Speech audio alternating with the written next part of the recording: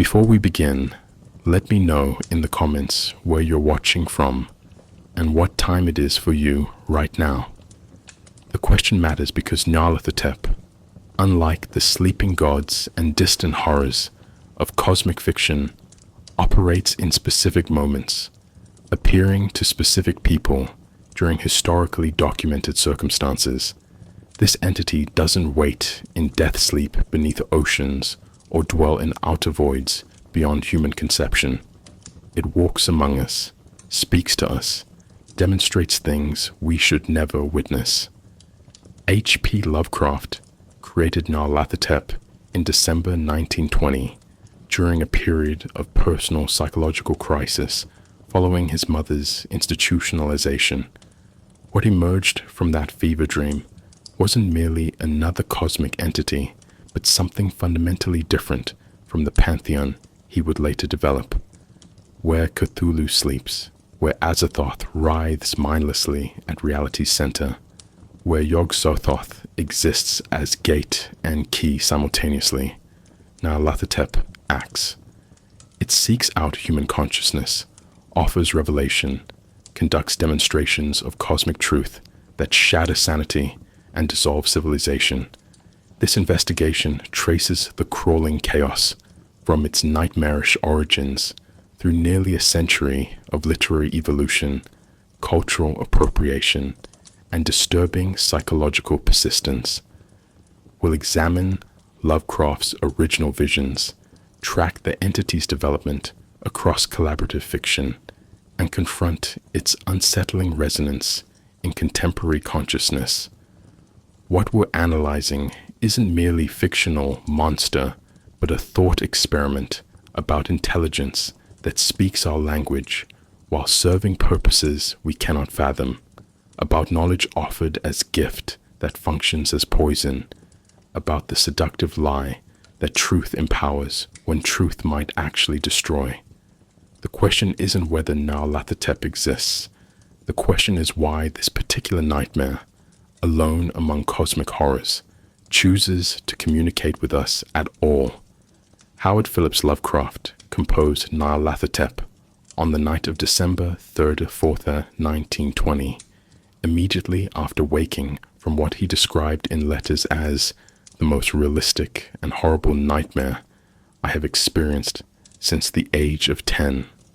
The prose poem that resulted, barely 1,000 words, captured something raw and unprocessed from his unconscious, a vision of apocalyptic destruction delivered by a charismatic lecturer, demonstrating scientific instruments that revealed intolerable cosmic truths. This compositional immediacy matters.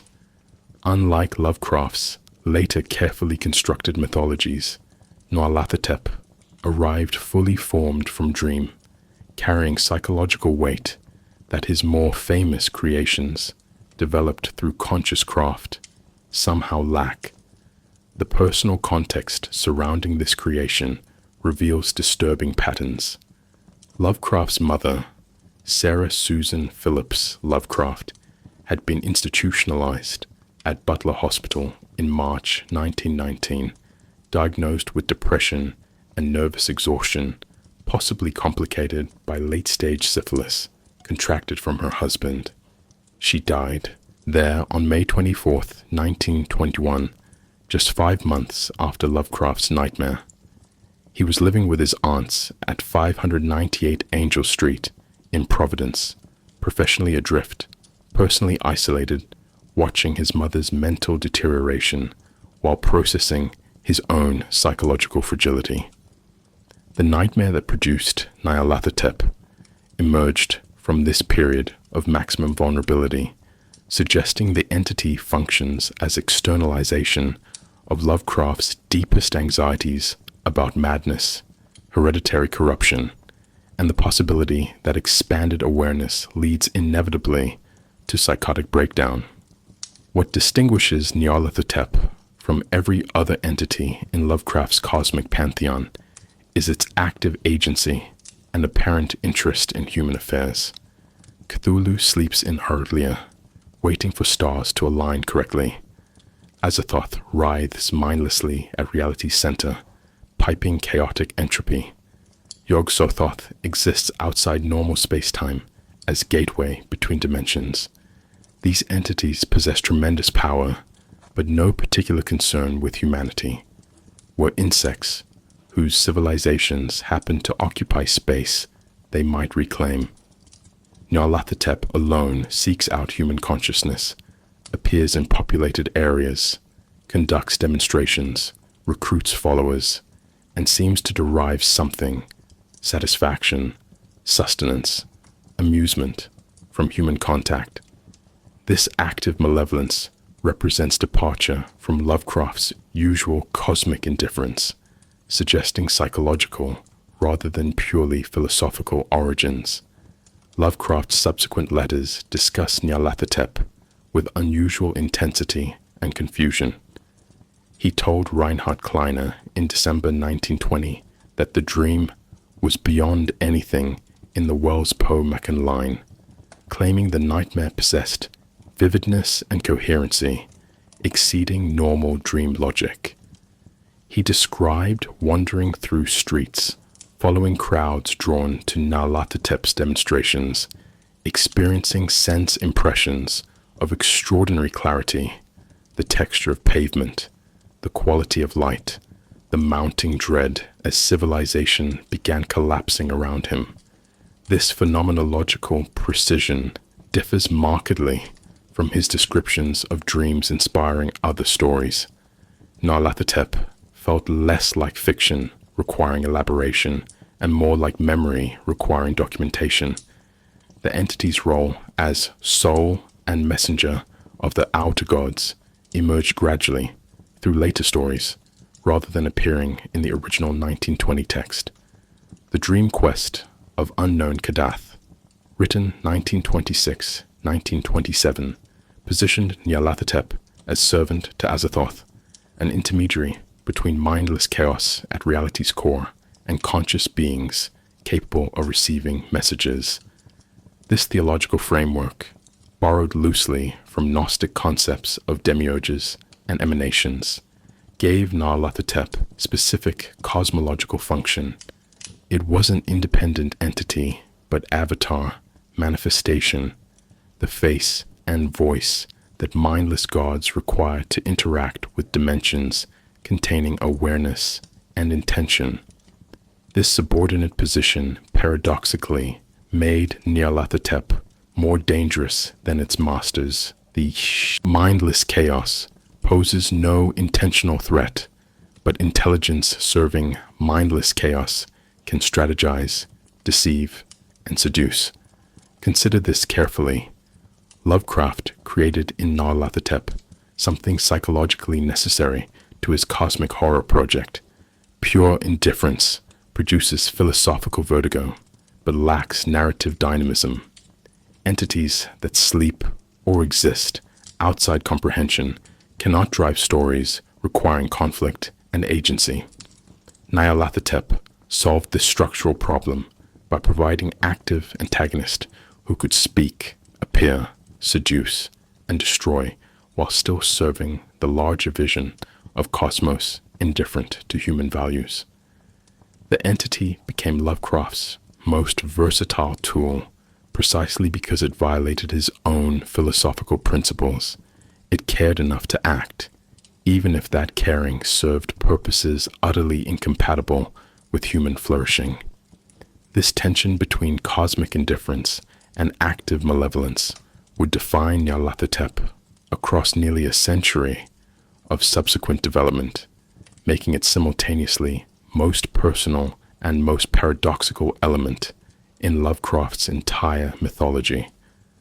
Lovecraft constructed the name Nyarlathotep with deliberate exoticism, mimicking Egyptian phonetics without direct mythological correspondence.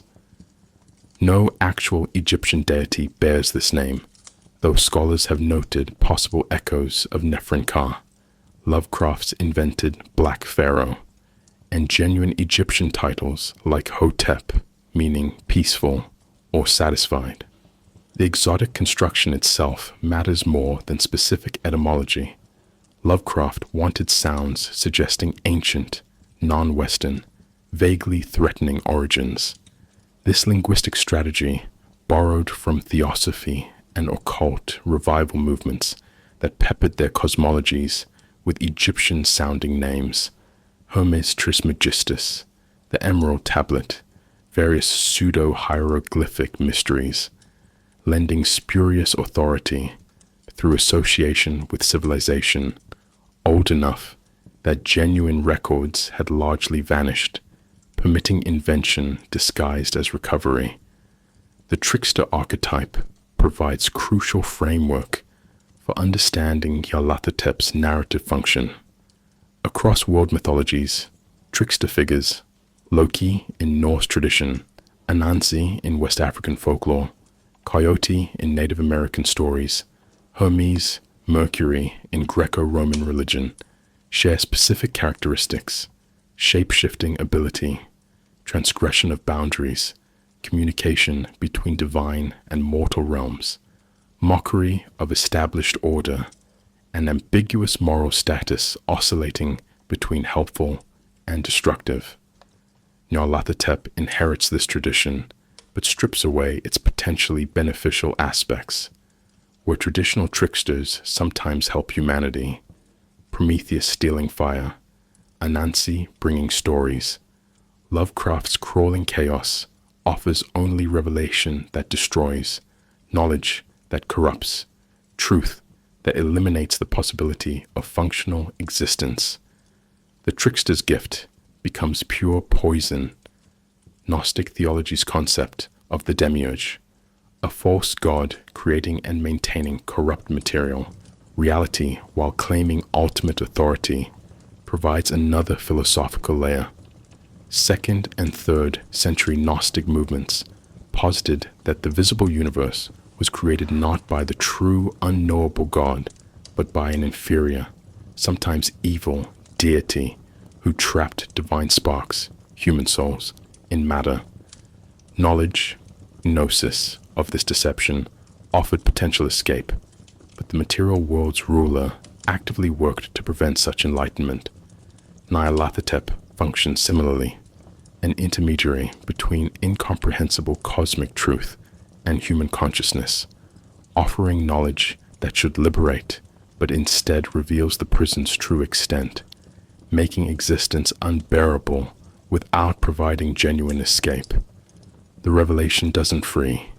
It simply replaces comfortable ignorance with agonizing awareness.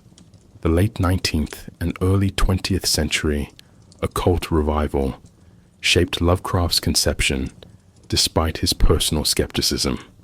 Madame Blavatsky's theosophy, the Hermetic Order of the Golden Dawn, and various spiritualist movements popularized the idea that hidden masters, ascended beings possessing cosmic knowledge, could be contacted by properly prepared initiates. These masters supposedly guided human evolution, shared ancient wisdom, and operated according to mysterious but ultimately benevolent purposes. Lovecraft inverted this optimistic framework entirely. His messenger of the outer gods contacts humanity not to elevate, but to demonstrate our cosmic irrelevance, shares knowledge that destroys rather than enlightens, and operates according to purposes completely incompatible with human survival. The comforting fantasy of wise teachers becomes nightmare of entities whose instruction functions as annihilation. Nietzschean philosophy provides darker resonance, particularly the concept of truth as potentially intolerable to human psychology. Nietzsche argued in Beyond Good and Evil, 1886, and other works that human beings require illusions to function, that absolute truth might be incompatible with life, that what we call knowledge consists largely of useful fictions. Nyarlathotep embodies this pessimistic epistemology taken to horrifying conclusions. The entity doesn't offer false comfort. It demonstrates actual cosmic reality, and that reality drives observers mad or reduces civilization to chaos precisely because human consciousness cannot integrate such truth without catastrophic breakdown. This wasn't moral punishment or supernatural curse, but mechanical consequence. Minds evolved for survival on Earth, encountering information those evolutionary pressures never prepared them to process. Early 20th century anxieties about technology and modernity suffused Nyarlathotep's original appearance. The 1920 prose poem describes the entity demonstrating electrical instruments and showing audiences visions through unnamed devices, blending scientific presentation with apocalyptic revelation. This reflected widespread unease about technology's rapid advancement. Radio, aviation, chemical weapons from World War I, Einstein's relativity overturning Newtonian certainties. Lovecraft lived through a period when human knowledge expanded faster than human wisdom could integrate, when new capabilities arrived without corresponding ethical frameworks. Nyarlathotep personified this anxiety. What if expanded perception simply reveals truths we lack capacity to survive knowing? What if the instruments we build to extend human senses show us exactly what our limited awareness was protecting us from perceiving? The entity became embodiment of technological revelation as existential threat, progress as pathway to species-level psychosis, enlightenment as another name for extinction. The name Nyarlathotep resists easy linguistic analysis, which appears to be precisely Lovecraft's intent. The construction suggests Egyptian phonetics. The final Hotep echoes genuine Egyptian words like Amenhotep, Amun is satisfied, or Imhotep, he who comes in peace. But the prefix Nyarlat belongs to no known language family.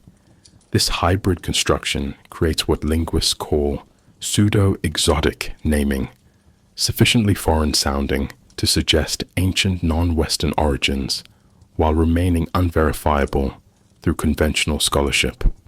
The effect mirrors the entity's nature, appearing familiar enough to engage human understanding while remaining fundamentally alien, offering communication that looks like language but conveys meanings incompatible with human conceptual frameworks.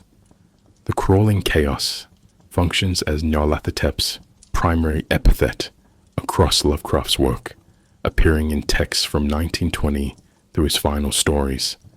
The phrase deserves careful attention. Crawling suggests motion that's simultaneously inexorable and degrading, not the dignified walk of gods or the sudden strike of predators, but persistent, low, spreading movement that recalls infection, decay, or insects.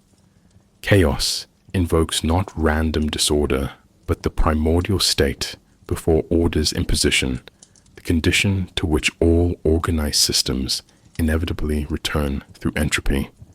Together, the epithet describes intelligence that spreads corruption, awareness that dissolves structure, presence that transforms cosmos from ordered to chaotic simply by existing within it.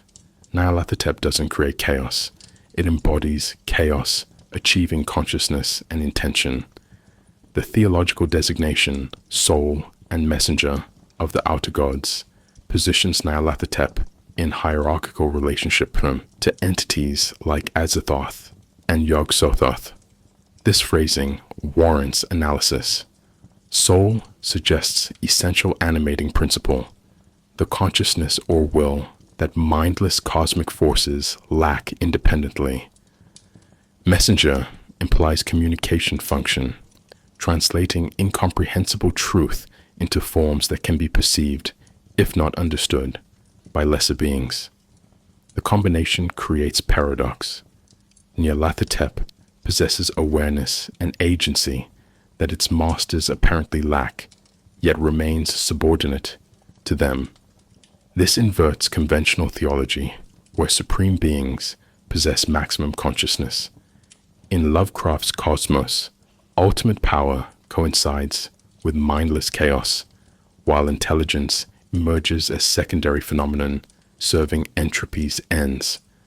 Nyarlathotep becomes the thinking face of thoughtless annihilation. The entity's multiplicity of forms raises profound questions about identity and continuity.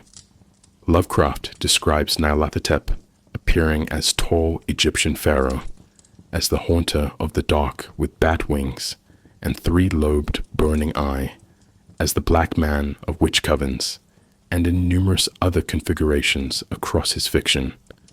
Subsequent writers added dozens more avatars. This shape-shifting exceeds simple disguise. Each form appears to possess independent existence, operating simultaneously in different locations, different time periods, different dimensions. The philosophical problem this creates mirrors ancient debates about universals and particulars. Is there one Nyarlathotep, assuming many masks, or many entities sharing single name? Does removing all masks reveal true form, or are the masks themselves the only reality, with Nyarlathotep naming pattern rather than entity? Masks and avatars carry extensive symbolic weight across religious and mythological traditions.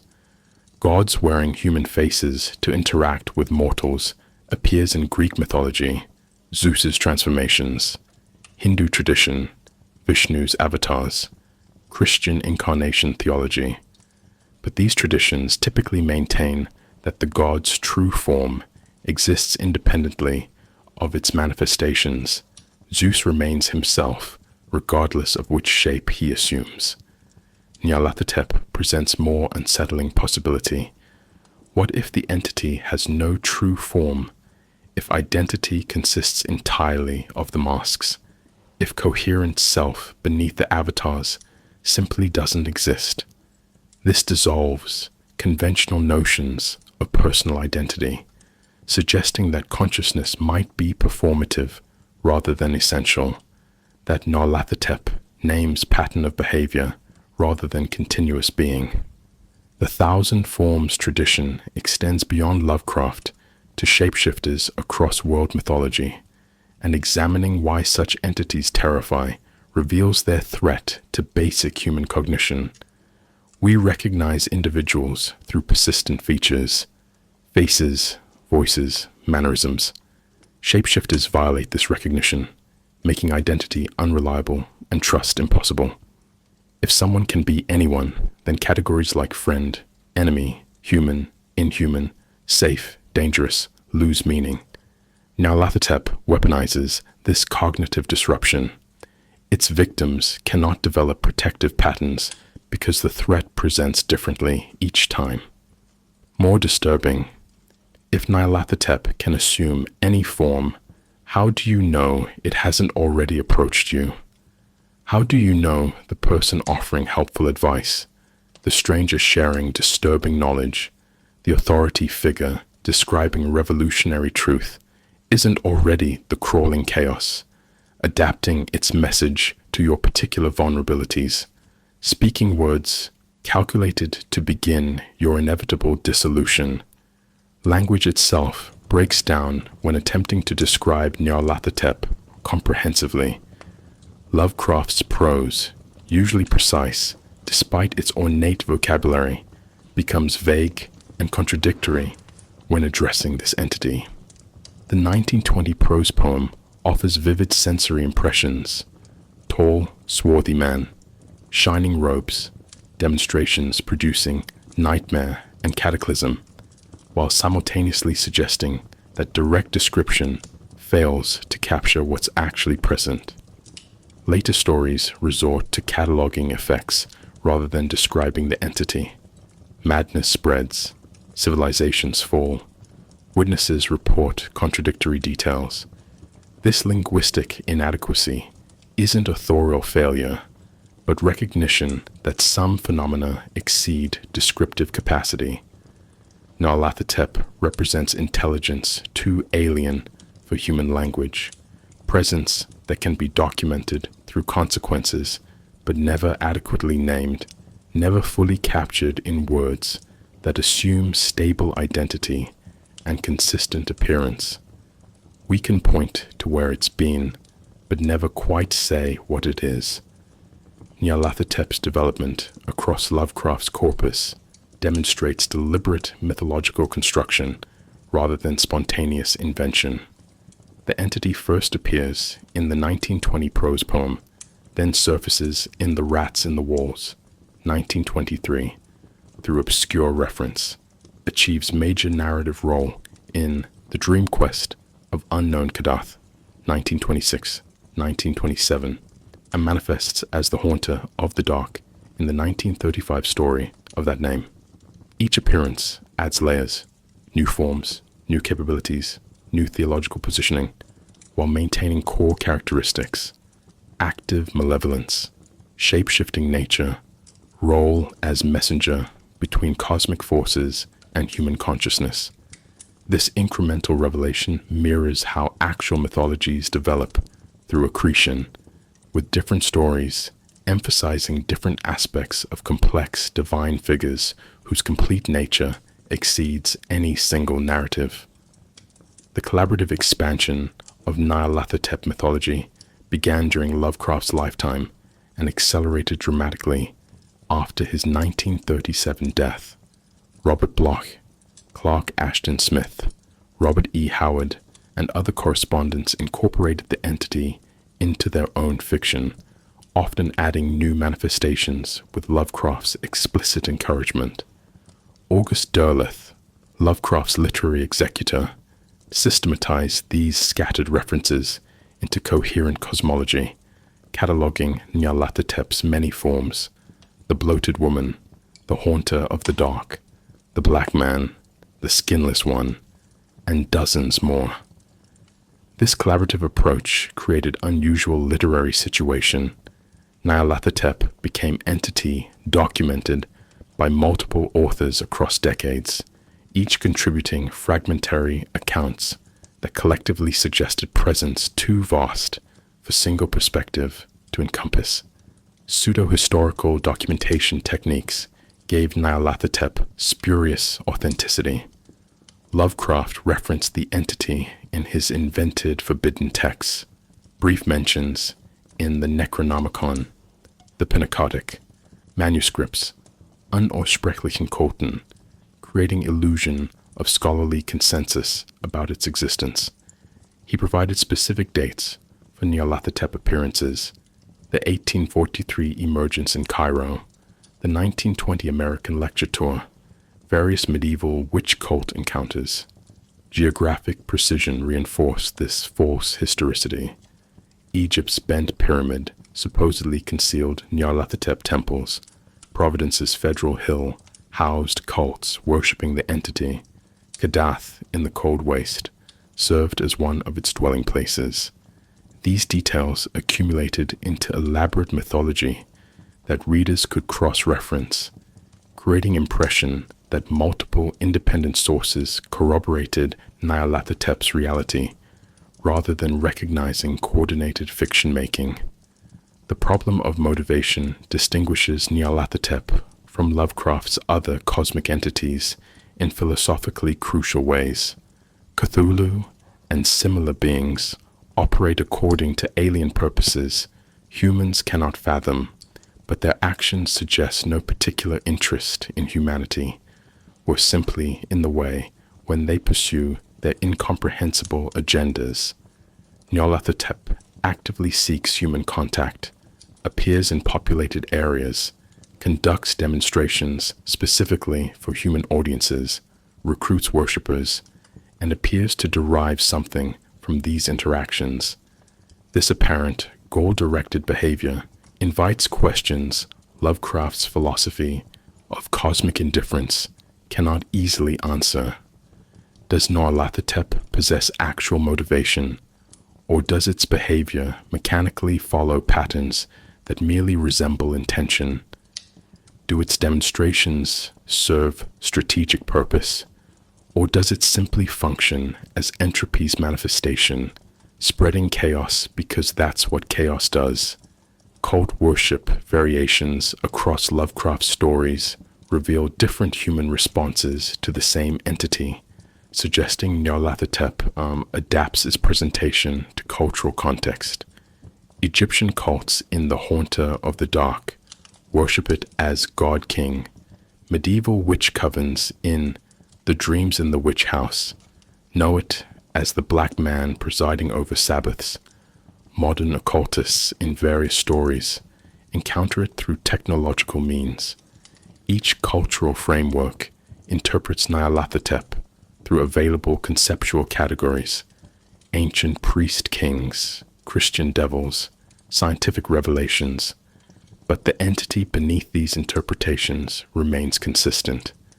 This pattern mirrors how comparative mythology identifies common divine archetypes: Sky Father, Earth Mother, Trickster, manifesting differently across cultures. Nyarlathotep becomes the Chaos Bringer archetype, recognizable across historical periods despite surface variation in how different societies conceptualize and worship it. Fragmentary revelation serves as deliberate narrative strategy. Lovecraft never wrote comprehensive Nyarlathotep story explaining the entity's complete nature, origins, or ultimate purposes. Instead, readers piece together mythology from scattered references, contradictory descriptions, and partial accounts by unreliable narrators who rarely survive their encounters with complete sanity. This technique creates investigative rather than expository relationship with the material. Audiences must actively synthesize fragmentary evidence rather than passively receiving authoritative explanation. The approach mirrors occult literature's traditional obscurity, where truth supposedly hides in scattered sources requiring esoteric knowledge to decode. More practically, incompleteness preserves mystery, essential to horror's effectiveness. Complete explanation would domesticate Nyarlathotep, transforming ineffable cosmic force into catalogued monster. The gaps, contradictions, and unresolved questions maintain the entity's power to disturb. The question of whether Nyarlathotep possesses coherent identity beneath its manifestations or exists purely as pattern repeating across forms remains productively unresolved. Lovecraft's texts support both interpretations. Some stories suggest single continuous intelligence operating through multiple avatars. The entity in Dream Quest recognizes Randolph Carter from previous encounters, implying memory and continuous selfhood. Other stories present Nyarlathotep's forms as nearly independent, with different avatars appearing simultaneously in different locations, suggesting distributed rather than unified consciousness. This ambiguity serves philosophical purpose. If personal identity requires continuous unified awareness, then entity lacking such continuity isn't person in any meaningful sense. Nyarlathotep might be pattern that intelligence-like behavior follows rather than actual intelligence, appearance of agency without genuine self, the illusion of communication concealing mechanical process. This possibility that the entity seems to communicate, seems to intend, seems to possess personality while actually operating as mindless function, represents Lovecraft's cosmic horror, achieving its most philosophically sophisticated expression. Nyarlathotep represents Lovecraft's most significant departure from his own philosophical framework of cosmic indifference. The entity actively engages humanity, seemingly takes pleasure in corruption and destruction, and appears to possess something resembling malevolent intention. This contradicts Lovecraft's repeated insistence that the cosmos operates without regard for human welfare, that entities beyond our comprehension pursue purposes utterly disconnected from human categories of good and evil. Yet Nyarlathotep watches, speaks, demonstrates, seduces, and destroys with apparent deliberation. This philosophical tension suggests either that Lovecraft's cosmic indifference wasn't absolute, or that Nyarlathotep's apparent malevolence represents something more disturbing, mechanical process that mimics intention without possessing actual agency, the appearance of caring manufactured by entity that operates according to principles where human distinctions between deliberate and automatic action carry no meaning. The problem of communication stands central to Nyarlathotep's philosophical implications. Unlike Cthulhu, communicating through dreams in alien geometries, or Yog-Sothoth existing beyond language entirely, Nyarlathotep speaks human languages, uses comprehensible words, conducts demonstrations employing familiar scientific methods. Yet this apparent communication fails to convey understanding, instead producing madness, apocalyptic visions, civilizational collapse. Consider what this suggests about the relationship between language and truth. If an entity uses human linguistic structures to express cosmic realities incompatible with human cognition, is it actually communicating or merely producing sounds that resemble communication while conveying only destruction? Nyarlathotep's messages might function like computer viruses disguised as legitimate files. They use correct format but contain payload designed to crash the system attempting to process them. The mask problem becomes philosophically central when examining Nyarlathotep's nature. Does genuine self exist beneath the thousand forms, or do the masks constitute the entity's entire reality? Western philosophy traditionally assumes that identity requires continuous unified consciousness, the self, persisting through changing experiences and appearances.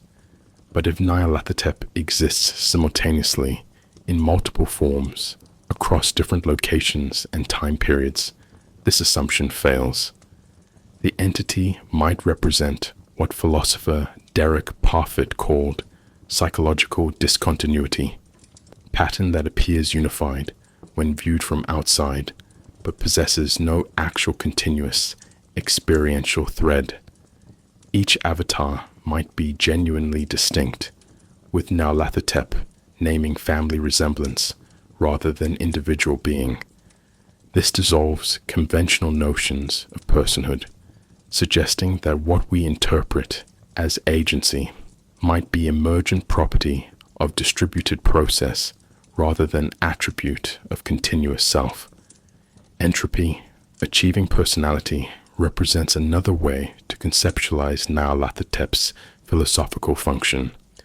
The second law of thermodynamics states that closed systems inevitably progress toward maximum disorder. Heat disperses, structures decay, organization collapses into chaos. This isn't malevolent process, but mechanical consequence of physics. Nyarlathotep personifies this inexorable dissolution, giving entropy apparent intelligence and intention. The entity doesn't create chaos through deliberate action, but embodies chaos achieving sufficient complexity to appear conscious. Its demonstrations show civilizations their inevitable fate. Its seductions accelerate processes already underway. Its revelations simply make explicit what thermodynamics guarantees. This reading transforms Nyarlathotep from cosmic monster into natural law, achieving mythological expression, making it simultaneously less supernatural and more horrifying. You cannot bargain with entropy, cannot appease. It cannot escape it. The seductive lie versus terrible truth creates ethical paradox at Nyarlathotep's core. The entity offers knowledge, shows cosmic realities hidden from normal perception, grants visions of truth beyond human illusion. But these revelations destroy rather than enlighten, producing madness and death rather than wisdom and power. This raises a disturbing question. Is ignorance actually preferable to certain categories of truth? Enlightenment philosophy assumes knowledge benefits humanity, that expanding awareness represents moral and practical good. Nyarlathotep challenges this assumption by demonstrating truths that humans cannot integrate without psychic annihilation. If cosmic reality genuinely contradicts principles necessary for human consciousness to function, if, for example, the universe actually operates according to geometries incompatible with human spatial perception, then accurate knowledge becomes lethal. Nyarlathotep doesn't lie about cosmic nature. It tells truth that kills, making honesty itself a weapon against minds evolved to require useful fictions rather than intolerable facts. Agency and puppetry blur when examining human relationships with Nyarlathotep. The entity's followers, the starry wisdom cult, various witch covens, individual seekers of forbidden knowledge, appear to choose their involvement voluntarily. They seek out Nyarlathotep, request demonstrations, worship willingly. Yet their choices lead inexorably to destruction, suggesting either that they lack genuine free will or that free will itself becomes meaningless when operating within informational environment deliberately constructed to produce specific outcomes. Modern parallels illuminate this dynamic. Social media algorithms don't force engagement, but engineer environments where certain choices become statistically predictable.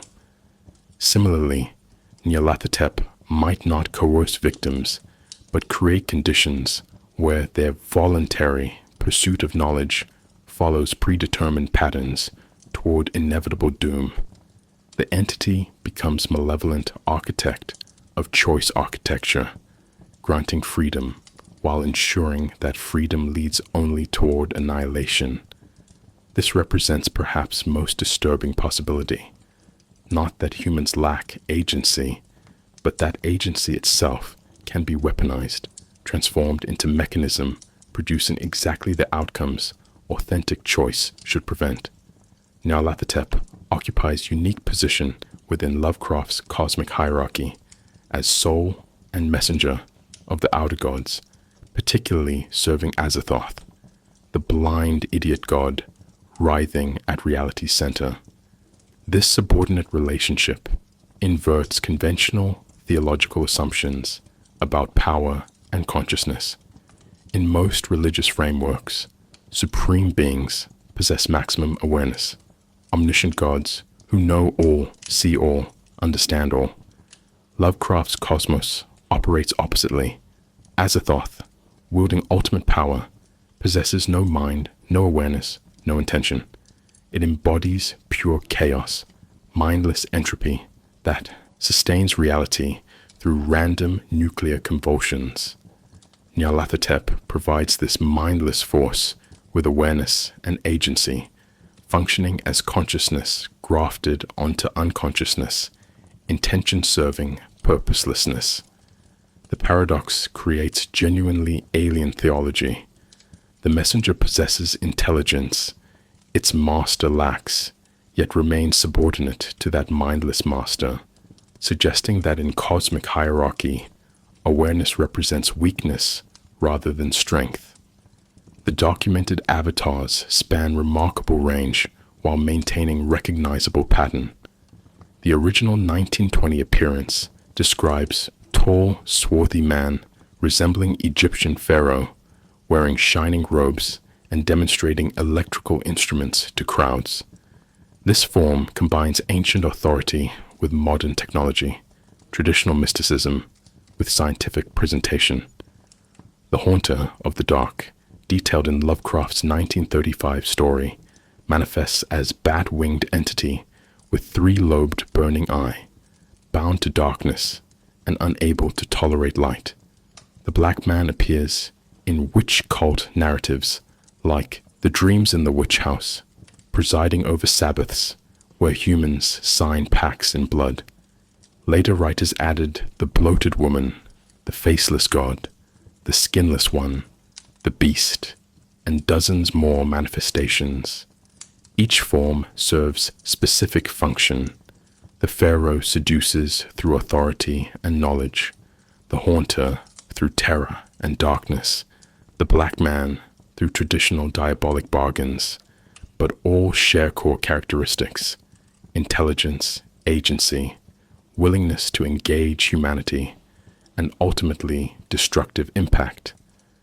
Nyarlathotep's relationship to other major entities reveals hierarchy operating by principles fundamentally different from power-based dominance. Cthulhu sleeps in earlier, dreaming and influencing sensitive minds, but largely inactive until astronomical conditions permit awakening. Yog-Sothoth exists as gate and key, coterminous with all space-time, capable of perceiving past, present, future, simultaneously, but manifesting rarely in ways humans can encounter. Shub-Niggurath, the black goat of the woods with 1,000 young, represents fertile horror, endless reproduction according to obscene biological principles. These entities possess tremendous power, but limited engagement with humanity. Nyarlathotep, despite subordinate position to Azathoth, interacts most extensively with human consciousness.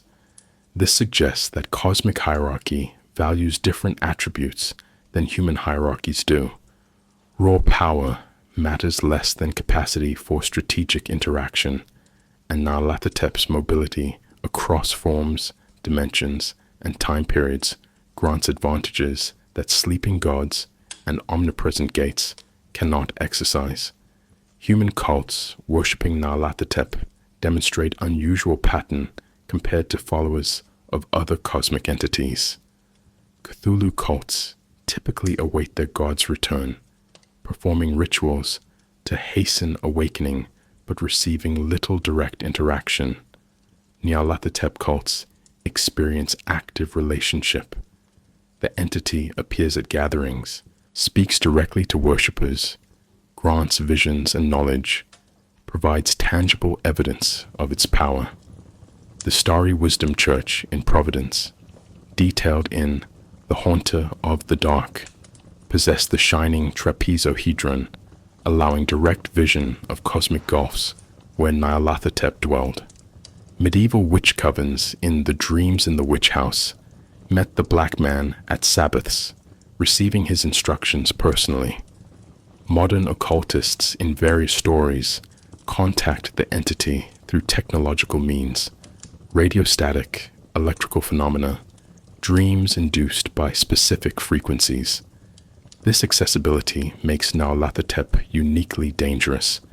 Followers receive confirmation that their worship produces results, that the entity notices them individually, that participation in cult activities grants actual cosmic knowledge rather than mere delusion.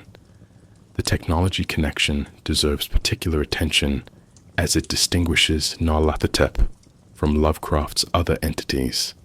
The original 1920 prose poem emphasizes electrical instruments and demonstrates that produce visions through apparently scientific means rather than obvious magic. Later stories maintain this association. The shining trapezohedron functions as technological artifact, a lens or window, rather than supernatural portal. The haunter responds to electrical phenomena, appearing during power failures and blackouts. Radiostatic, unusual frequencies, and electromagnetic disturbances frequently herald Nyarlathotep manifestations. This technological aspect reflects early 20th century anxieties about science, revealing truths humanity cannot psychologically handle. Einstein's relativity, quantum mechanics, atomic theory, all demonstrated that reality operated according to principles contradicting human intuition. Nyarlathotep embodies the possibility that further scientific advancement doesn't empower humanity, but exposes us to cosmic realities our neurology never evolved to process. The entity weaponizes human curiosity and technological capability, using our own instruments to show us what should remain forever hidden. Intelligence and awareness define Nyarlathotep more fundamentally than power defines other cosmic entities. Where Cthulhu's threat derives from physical might and alien biology, where Yog-Sothoth's danger stems from omnipresent existence outside normal dimensions, Nyarlathotep's menace originates in apparent consciousness and strategic thinking. The entity remembers individuals across encounters, adapts presentations to specific audiences, selects which truths to reveal for maximum destructive impact. In The Dream Quest of Unknown Kadoth, Nyarlathotep recognizes Randolph Carter, recalls their previous interactions, and crafts specific deception calculated to exploit Carter's particular desires and vulnerabilities. This personalized attention makes Nyarlathotep uniquely terrifying. Not impersonal force, but something resembling person, something that knows you individually and chooses how to destroy you specifically. The question remains whether this apparent intelligence represents genuine consciousness or merely complex behavioral pattern sophisticated enough to mimic awareness. Perhaps more disturbing, the distinction might be meaningless. If entity operates identically, whether truly conscious or mechanically simulating consciousness, then philosophical debates about its authentic nature become irrelevant to the practical question of how it destroys those foolish enough to seek its attention. Nyarlathotep operates as tempter in classical sense, offering exactly what victims most desire, while ensuring that acquiring it destroys them. The pattern repeats across Lovecraft's fiction with methodical precision. In The Dream Quest of Unknown Kadoth, Randolph Carter seeks the sunset city of his dreams, and Nyarlathotep promises to guide him there, only to reveal that the city exists in Carter's own childhood memories, now corrupted and inaccessible, transforming beautiful quest into cruel joke. The starry wisdom cultists in The Haunter of the Dark seek cosmic knowledge, and Nyarlathotep provides the shining trapezohedron, showing exactly that. Visions so incompatible with human neurology that sustained viewing produces irreversible madness. The entity doesn't refuse requests or deny what it offers. It grants precisely what was asked for, demonstrating that some desires, when fulfilled, function as suicide. The revelation pattern Nyarlathotep follows suggests systematic rather than random destruction. The entity doesn't simply kill or drive mad through arbitrary supernatural attack. Instead, it shows things, cosmic truths, geometric realities, perspectives from dimensions operating by different physical laws that human consciousness cannot integrate. Lovecraft describes these revelations in terms suggesting informational rather than physical trauma. Victims don't suffer wounds, they suffer knowledge. Their minds break not from external force, but from attempting to process input that exceeds cognitive architecture's load-bearing capacity. Modern parallel might be computer attempting to display four-dimensional object on two-dimensional screen. The system crashes not because the object attacks it, but because rendering something that cannot be rendered within available parameters produces catastrophic error. Nyarlathotep's revelations operate similarly, forcing human awareness to perceive what human perception fundamentally cannot accommodate. Cult recruitment demonstrates Nyarlathotep's unusual approach to human worship. Most Lovecraftian entities inspire cults through dreams, through inherited madness, through accidents of exposure to alien artifacts or locations. Nyarlathotep actively recruits, appearing to potential followers, demonstrating power, offering knowledge and visions as incentives. The black man presiding over witch Sabbaths in The Dreams in the Witch House provides tangible rewards, supernatural abilities, extended life, cosmic visions, in exchange for worship and service. This transactional relationship differs markedly from Cthulhu cultists' passive waiting or Dagon worshippers' simple terror-driven devotion. Nyarlathotep's followers receive confirmation that their god exists, notices them individually, and grants actual benefits. This makes the cult's eventual destruction more disturbing. Members don't worship from delusion, but from accurate perception that their god is real and responsive, which makes their doom result of informed choice rather than mere ignorance. Dreams function as primary invasion vector for Nyarlathotep's influence, but these aren't conventional nightmares. Lovecraft describes them as unnaturally vivid, possessing sensory detail exceeding normal dream logic, leaving recipients convinced they've experienced actual events rather than mere sleep phenomena. Walter Gilman, in The Dreams in the Witch House, initially interprets his nocturnal experiences as dreams influenced by his studies in non-Euclidean mathematics and interdimensional geometry. But physical evidence accumulates.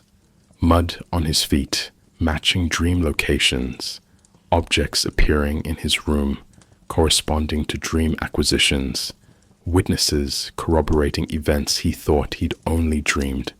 The dreams aren't symbolic or metaphorical, but literal perceptions of actual occurrences in spaces where dreaming and waking occupy same ontological status. Nyarlathotep uses this dimensional fluidity to bypass normal defenses consciousness maintains while awake, infiltrating through the unguarded awareness of sleep. The demonstration and lecture motif appears most explicitly in the original 1920 prose poem, where Nyarlathotep tours cities, conducting public presentations of scientific instruments revealing cosmic horrors. This educational framework, entity as teacher, humanity as students, revelation as curriculum, inverts Enlightenment assumptions about knowledge's beneficial nature. Traditional education assumes that learning empowers, that understanding grants agency, that ignorance represents condition to overcome through instruction. Nyarlathotep's demonstrations prove opposite. The lesson destroys the student. Understandings produces incapacity rather than capability, and ignorance protected against truths that consciousness cannot survive knowing. The entity becomes professor of lethal epistemology, teaching subjects whose comprehension requires ceasing to exist as comprehending being. After the final lesson, there are no graduates, only casualties who learned too much to remain functionally human. Progressive corruption rather than immediate destruction characterizes most Nyarlathotep encounters. Victims rarely die or go mad from single exposure, but deteriorate across weeks, months, sometimes years of increasing contact. Robert Blake, in The Haunter of the Dark, observes the abandoned church for months before entering it, enters it repeatedly before finding the shining trapezohedron, gazes into the artifact multiple times before final catastrophe during the electrical storm. Walter Gilman's dreams intensify gradually across the academic year, each episode pushing slightly further into impossible geometries and alien spaces. This incremental progression serves multiple functions. Narratively, it builds suspense through escalation. Psychologically, It reflects how actual mental deterioration occurs, not sudden breaks, but gradual erosion of function, increasing symptoms, progressive inability to maintain normal cognition. Philosophically, it suggests that cosmic truth operates like radiation exposure. Brief contact might be survivable, but accumulated dosage eventually reaches threshold beyond which damage becomes irreversible and fatal. The distinction between victims and collaborators collapses under examination of Nyarlathotep encounters. Initially, individuals appear as innocent victims. Randolph Carter just wants to find his dream city. Robert Blake pursues legitimate architectural and historical research. Walter Gilman studies mathematics and physics. But their curiosity itself becomes complicity. They choose to look deeper, to pursue knowledge despite warnings, to continue investigating after initial disturbing discoveries. Nyarlathotep doesn't force this progression. It simply makes next step available and waits for human curiosity to provide momentum. This transforms cosmic horror from external threat into internal vulnerability. The entity weaponizes exactly those qualities: intellectual curiosity, desire for truth, unwillingness to accept comfortable ignorance, that Enlightenment tradition celebrates as highest human virtues. What if these virtues, when applied to cosmos fundamentally incompatible with human cognition, become mechanisms of species-level suicide? Nyarlathotep doesn't answer this question, but forces confrontation with it through each victim who chooses, step by incremental step, to pursue knowledge unto death. What Nyarlathotep reveals fundamentally differs from what other cosmic entities represent in Lovecraft's mythology. Cthulhu embodies alien biology and sleeping power. Encountering it demonstrates that humanity shares the planet with incomprehensible predecessors. Yog-Sothoth represents dimensional complexity beyond three-dimensional space. Contact reveals that reality contains more than human senses perceive. But Nyarlathotep doesn't merely show alternative forms of life or hidden dimensions. It demonstrates that the entire framework through which humans organize experience, causality, linear time, spatial coherence, the distinction between observer and observed, represents provincial illusion incompatible with actual cosmic structure. This isn't additive knowledge expanding existing understanding. It's corrosive knowledge dissolving the cognitive architecture that makes understanding possible in the first place. The strategic nature of Nyarlathotep's revelations suggests deliberate selection rather than indiscriminate disclosure. The entity doesn't simply vomit forth all cosmic truth simultaneously, but chooses which truths to reveal to which recipients at which moments. In The Dream Quest of Unknown Kadath, Nyarlathotep shows Randolph Carter exactly enough to lead him through elaborate quest, withholding the cruel punchline until the final moment for maximum psychological impact. The Starry Wisdom cultists received visions through the shining trapezohedron, calibrated to their capacity, enough to confirm cosmic realities and maintain worship. Not so much that immediate psychotic breakdown prevented continued cult activity. This calculated disclosure implies either genuine intelligence selecting information strategically or mechanical process sophisticated enough to mimic such selection. Either possibility disturbs. The entity plays with victims rather than simply destroying them, or destruction that looks like play emerges automatically from how it operates.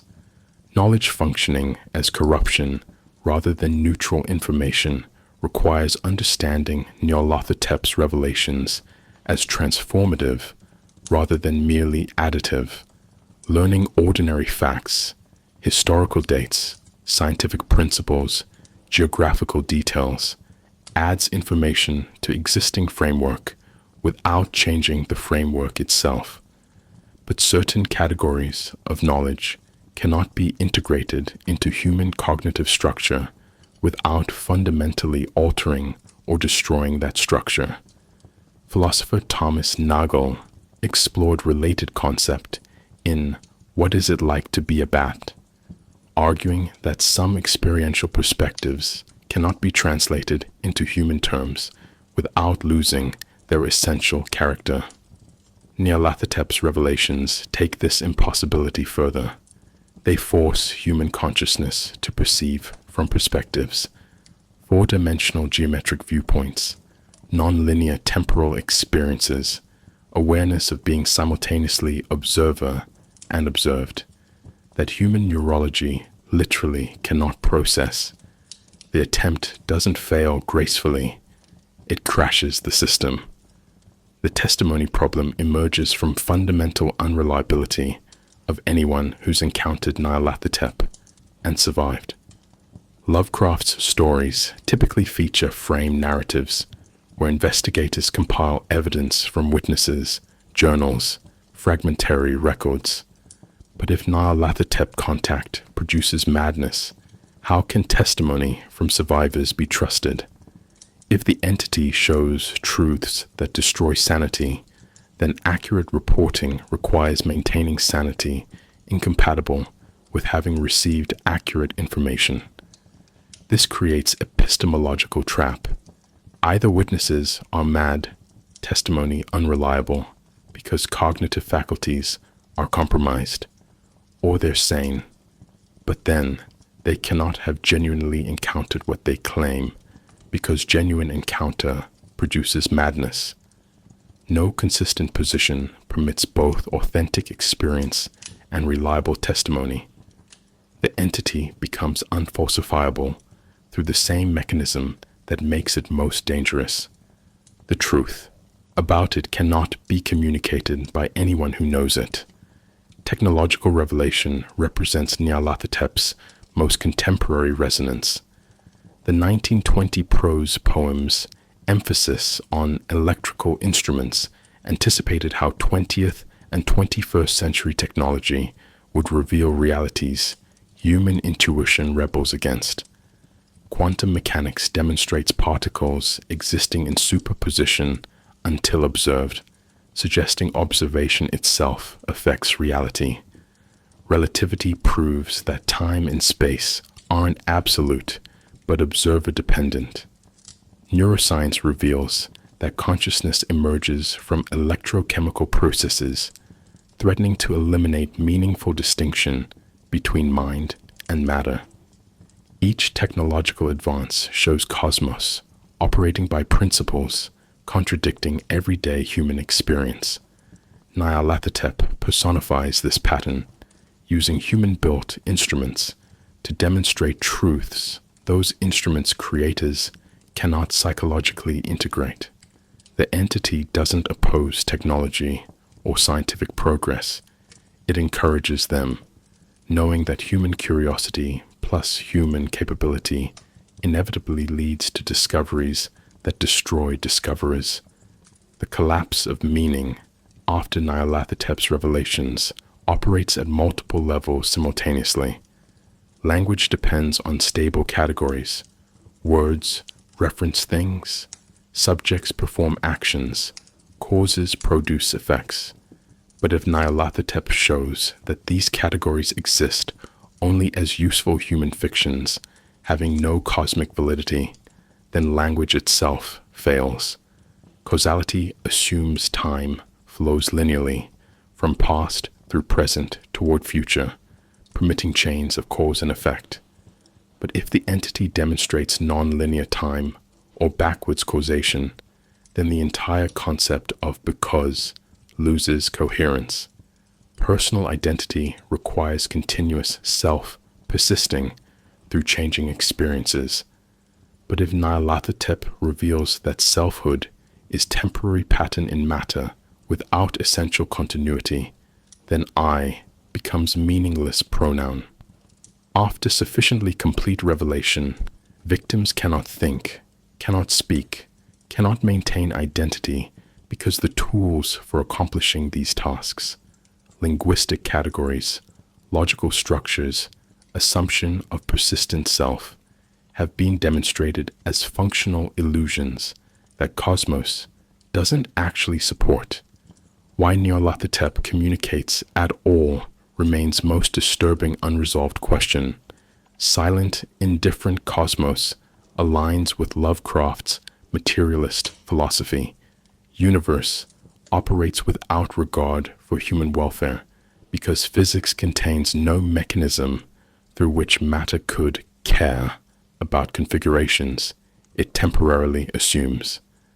But Nyarlathotep's active engagement contradicts this framework. Several theories attempt resolution.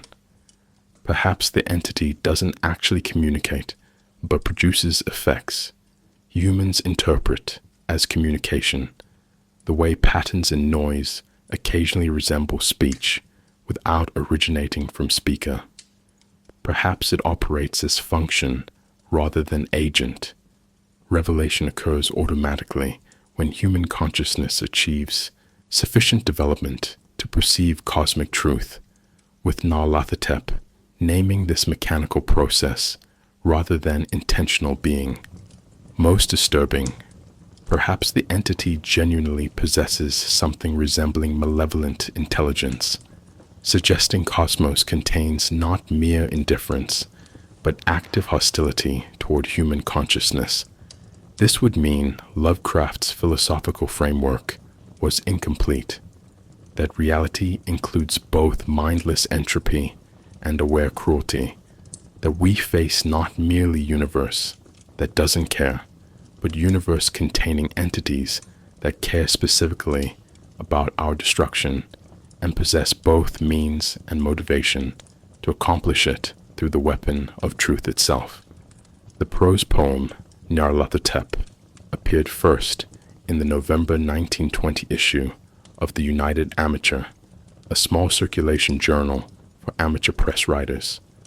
Lovecraft composed it immediately after his vivid nightmare, maintaining the dream's apocalyptic urgency and disjointed narrative flow. The piece reads, unlike his other fiction, no frame narrative, no antiquarian protagonist discovering hidden horrors, no careful build-up of atmospheric dread. Instead, it plunges directly into vision of charismatic lecturer touring cities, demonstrating instruments that reveal cosmic truths, leaving civilization collapsing in his wake. The prose, poem's fever dream quality, its resistance to conventional plot structure, its emphasis on sensory impressions over coherent explanation, all these characteristics establish template for entity that would evolve but remain recognizable across subsequent appearances.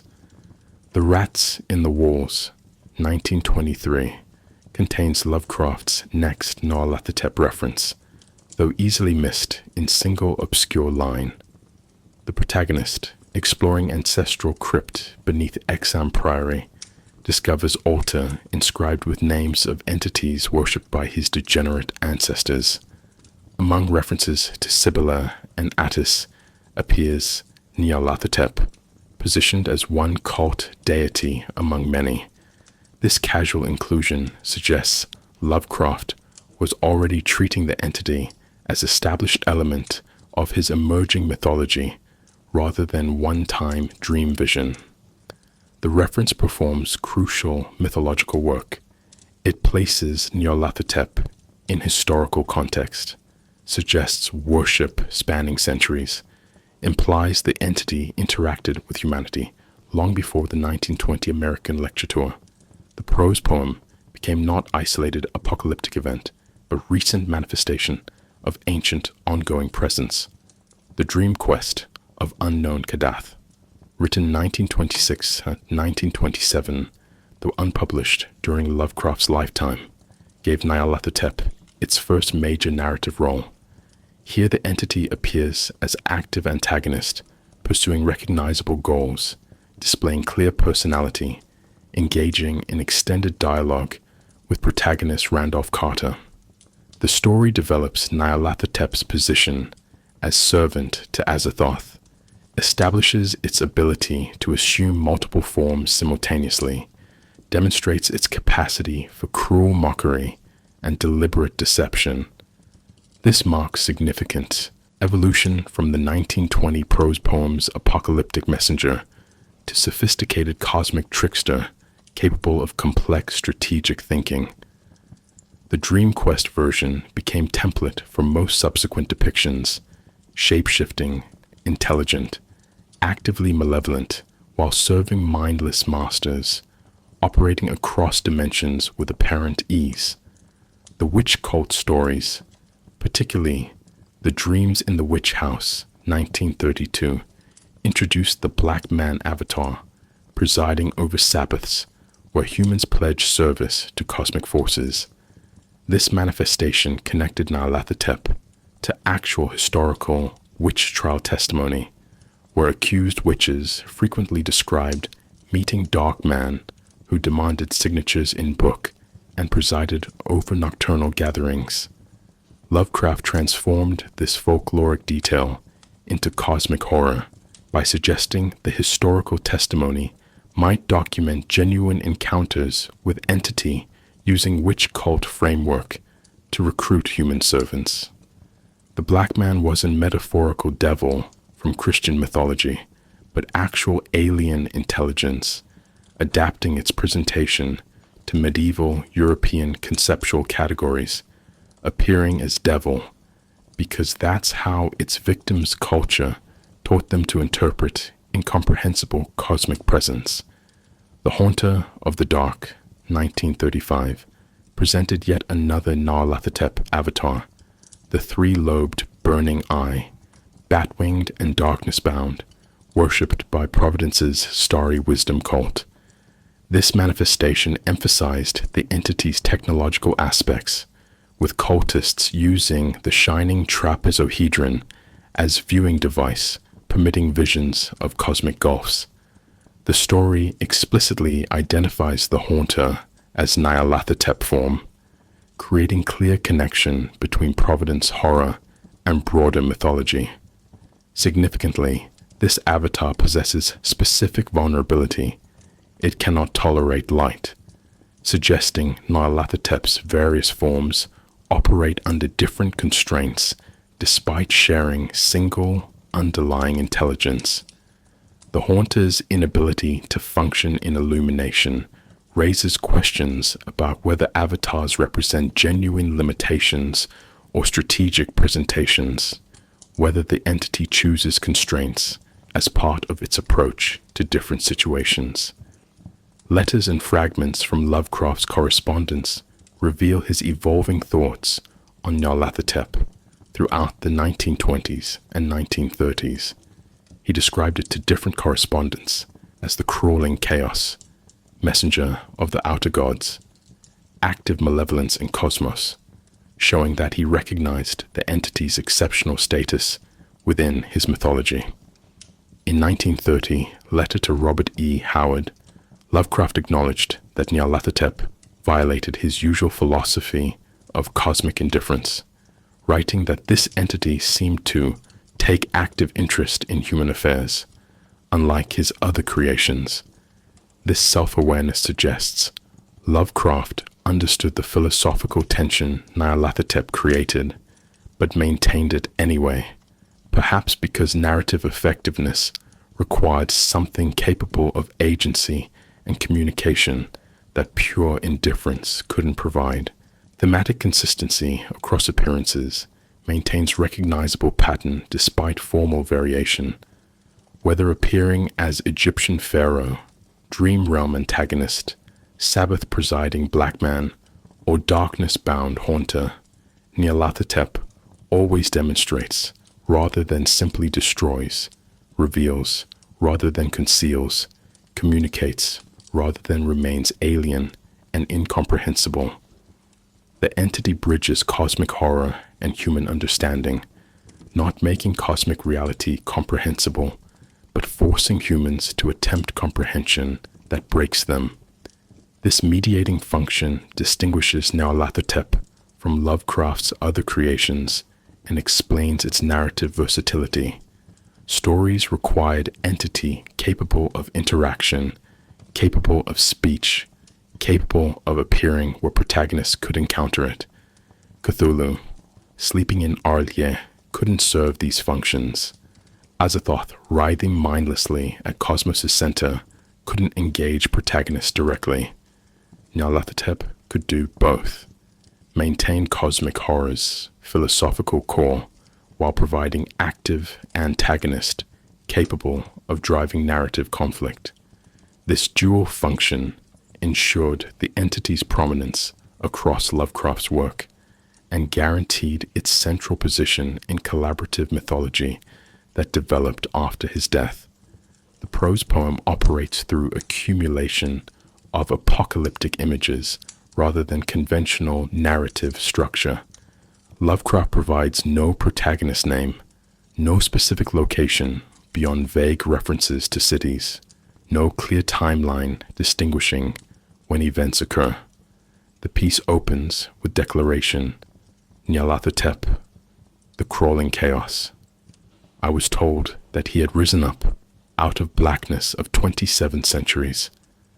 This immediate temporal reference, 27 centuries suggesting origin around 700 BCE, positions the entity as ancient force, recently returned, rather than new phenomenon. The narrator describes crowds drawn to Nyarlathotep's demonstrations through the streets and beyond the cities. Men advised one another to see Nyarlathotep and shuddered.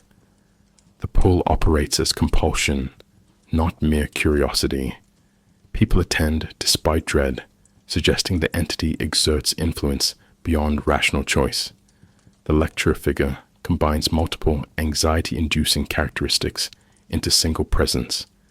Lovecraft describes Nyarlathotep as tall, swarthy man, resembling old native Egyptian of the pharaohs, wearing shining robes and possessing knowledge of sciences lost to antiquity. This presentation merges ancient authority with modern technical capability, traditional mysticism with scientific demonstration. The entity doesn't claim supernatural power through religious framework or demand faith without evidence. Instead, it proves cosmic realities through instruments, through demonstrations that apparently work according to physical principles, even as they reveal physics incompatible with human understanding. This scientific presentation makes the horror more credible. Nyarlathotep isn't asking audiences to believe, but showing them proof they cannot deny despite desperately wanting to reject it. The demonstrations themselves resist clear description, which increases rather than diminishes their effect.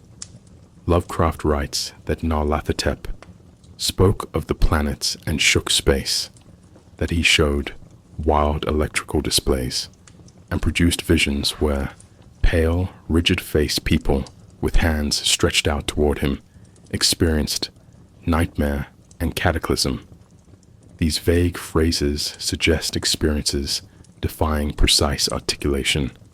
The witnesses saw something but cannot adequately describe what they saw because human language lacks terms for perceptions that contradict normal categories.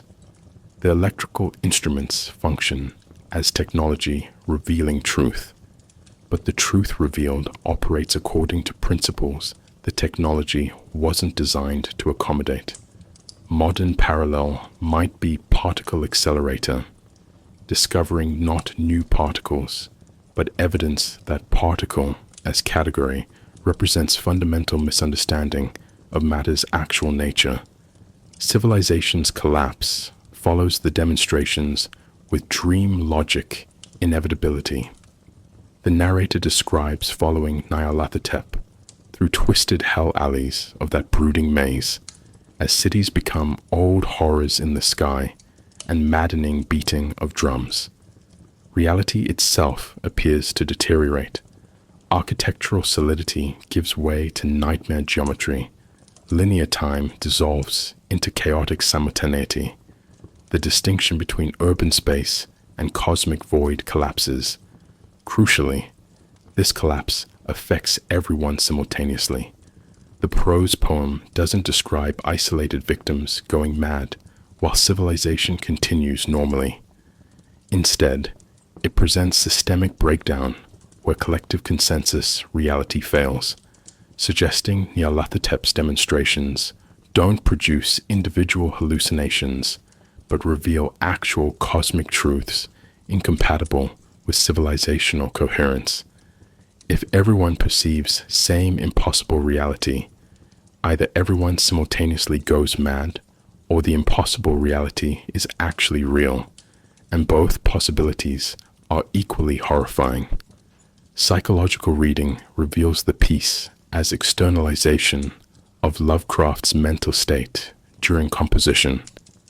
His mother had been institutionalized 8 months earlier, diagnosed with nervous exhaustion and depression. Lovecraft was living with his aunts, professionally unsuccessful, socially isolated, watching inherited mental illness destroy his mother while fearing similar deterioration in himself. The nightmare that produced Nyarlathotep emerged from this psychological pressure, creating entity that demonstrates how fragile sanity is, how quickly reality can dissolve, how civilization's apparent stability masks fundamental chaos constantly threatening to erupt. The apocalyptic tone reflects not cosmic philosophy, but personal terror, the fear that consciousness itself might suddenly fail, that the framework's organizing perception might collapse, that one morning you might wake to find reality operating by rules incompatible with continued human existence. The narrative's dream logic structure refuses conventional analysis precisely because dreams don't operate through conventional logic. Events occur without clear causation. Nyarlathotep appears because he appears. People gather because they gather. Cities fall because they fall. The lack of explanatory connection between elements mirrors how actual dreams present sequences of images and emotions without narrative coherence. Lovecraft maintained this structure deliberately rather than revising toward conventional story, recognizing that the piece's power derived from preserving the nightmare's original quality. Attempting to make it make sense would eliminate what made it effective. The prose poem works because it doesn't work. Its resistance to logical parsing mirrors how cosmic horror itself should resist human attempts to organize it into comprehensible categories. This apocalyptic Nyarlathotep established templates that subsequent appearances would modify, but never entirely abandon. The entity remains demonstrator, revealer, conductor of presentations, showing cosmic truth to audiences unprepared to receive it. Later stories would give Nyarlathotep more specific forms, clearer motivations, defined relationships to other entities, but the core pattern persists. Something ancient returns. Something intelligent addresses humanity directly. Something demonstrates realities that should remain forever hidden, and those receiving the demonstration cannot integrate the knowledge without fundamental breakdown. The 1920 prose poem captured this essential dynamic in its purest form. Fever dream vision uncontaminated by conscious craft. Apocalyptic messenger arriving from unconscious depths. Cosmic horror achieving expression through literary structure that refuses conventional organization, precisely because conventional organization represents exactly the comfortable illusion that cosmic horror exists to destroy. The Dream Quest of Unknown Kadath, written 1926 or 1927, represents Lovecraft's most sustained exploration of Nyarlathotep as active antagonist with recognizable personality. The novella follows Randolph Carter's quest through the dreamlands, seeking the sunset city he glimpsed in dreams, a journey that becomes an elaborate cosmic joke orchestrated by Nyarlathotep from beginning to end. Unlike the apocalyptic messenger of the 1920 prose poem, this version demonstrates cunning, mockery, and what appears to be genuine sadistic pleasure in human suffering. The entity doesn't simply destroy Carter.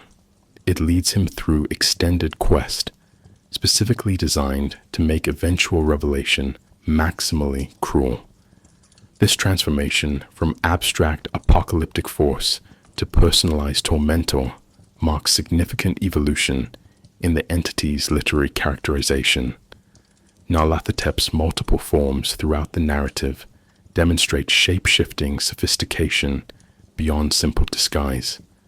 Carter initially encounters the entity as mighty messenger in pharaoh-like appearance at Kadath's Onyx Castle, then as various dream realm powers, finally as the crawling chaos itself when all deceptions fall away.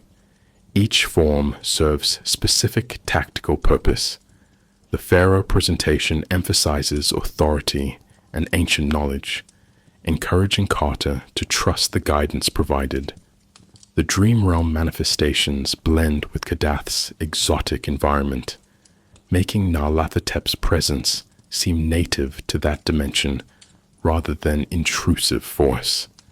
The final revelation strips away humanoid appearance entirely, showing something vast and terrible that makes mockery of human categories.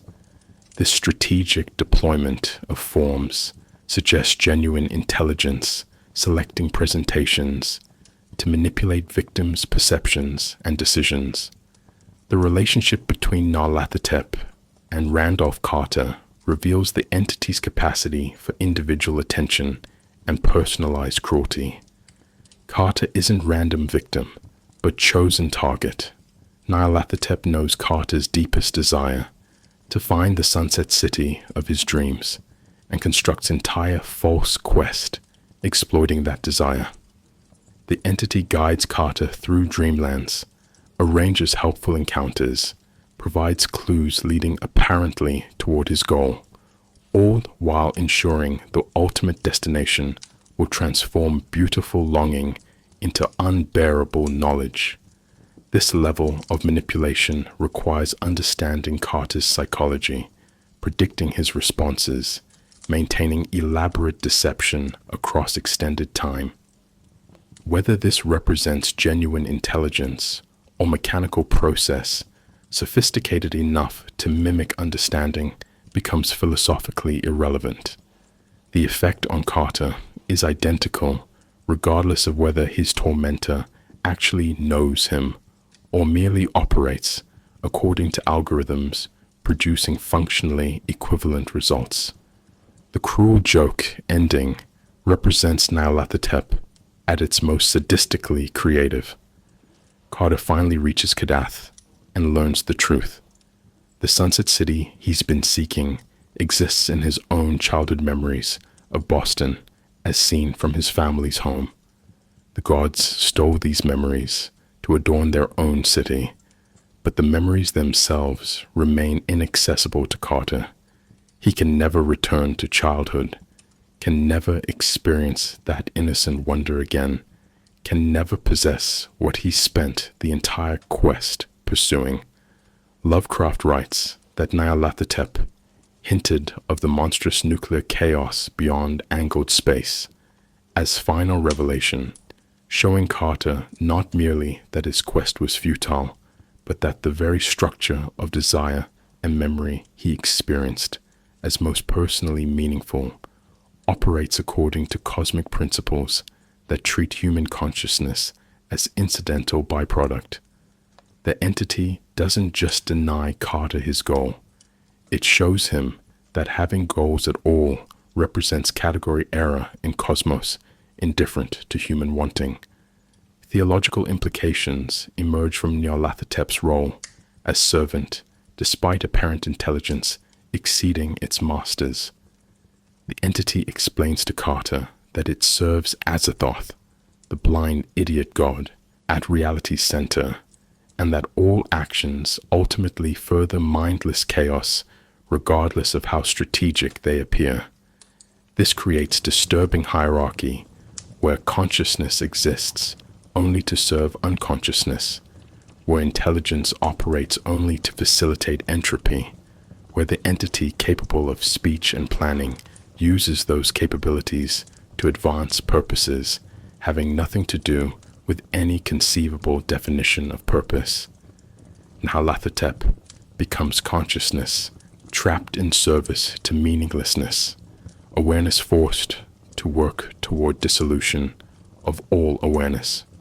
Whether this represents tragedy, consciousness enslaved against its nature, or revelation, consciousness realizing its actual nature, remains deliberately ambiguous.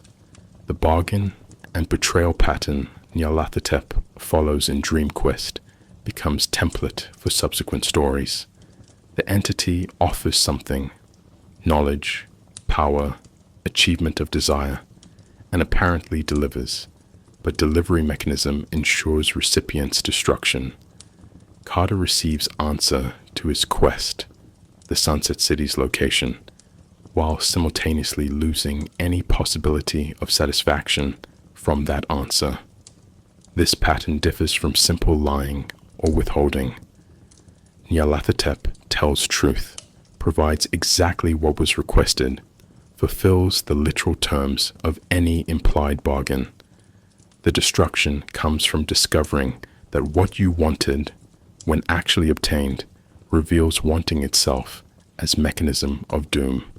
This represents sophisticated torture, not merely denying desires, but granting them in ways that make clear how desires trap and destroy those who harbor them. Dream reality mechanics Nyarlathotep exploits throughout the narrative suggest the entity operates more freely in unconscious dimensions than in waking world. The dreamlands in Lovecraft's fiction aren't mere personal fantasies, but actual dimension accessible through dreaming, possessing consistent geography and laws despite surreal content.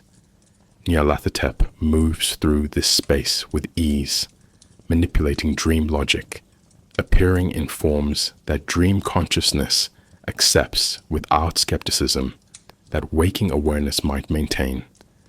This gives the entity strategic advantage. In dreams, contradictions don't trouble. Impossibilities seem normal. Trust comes easily.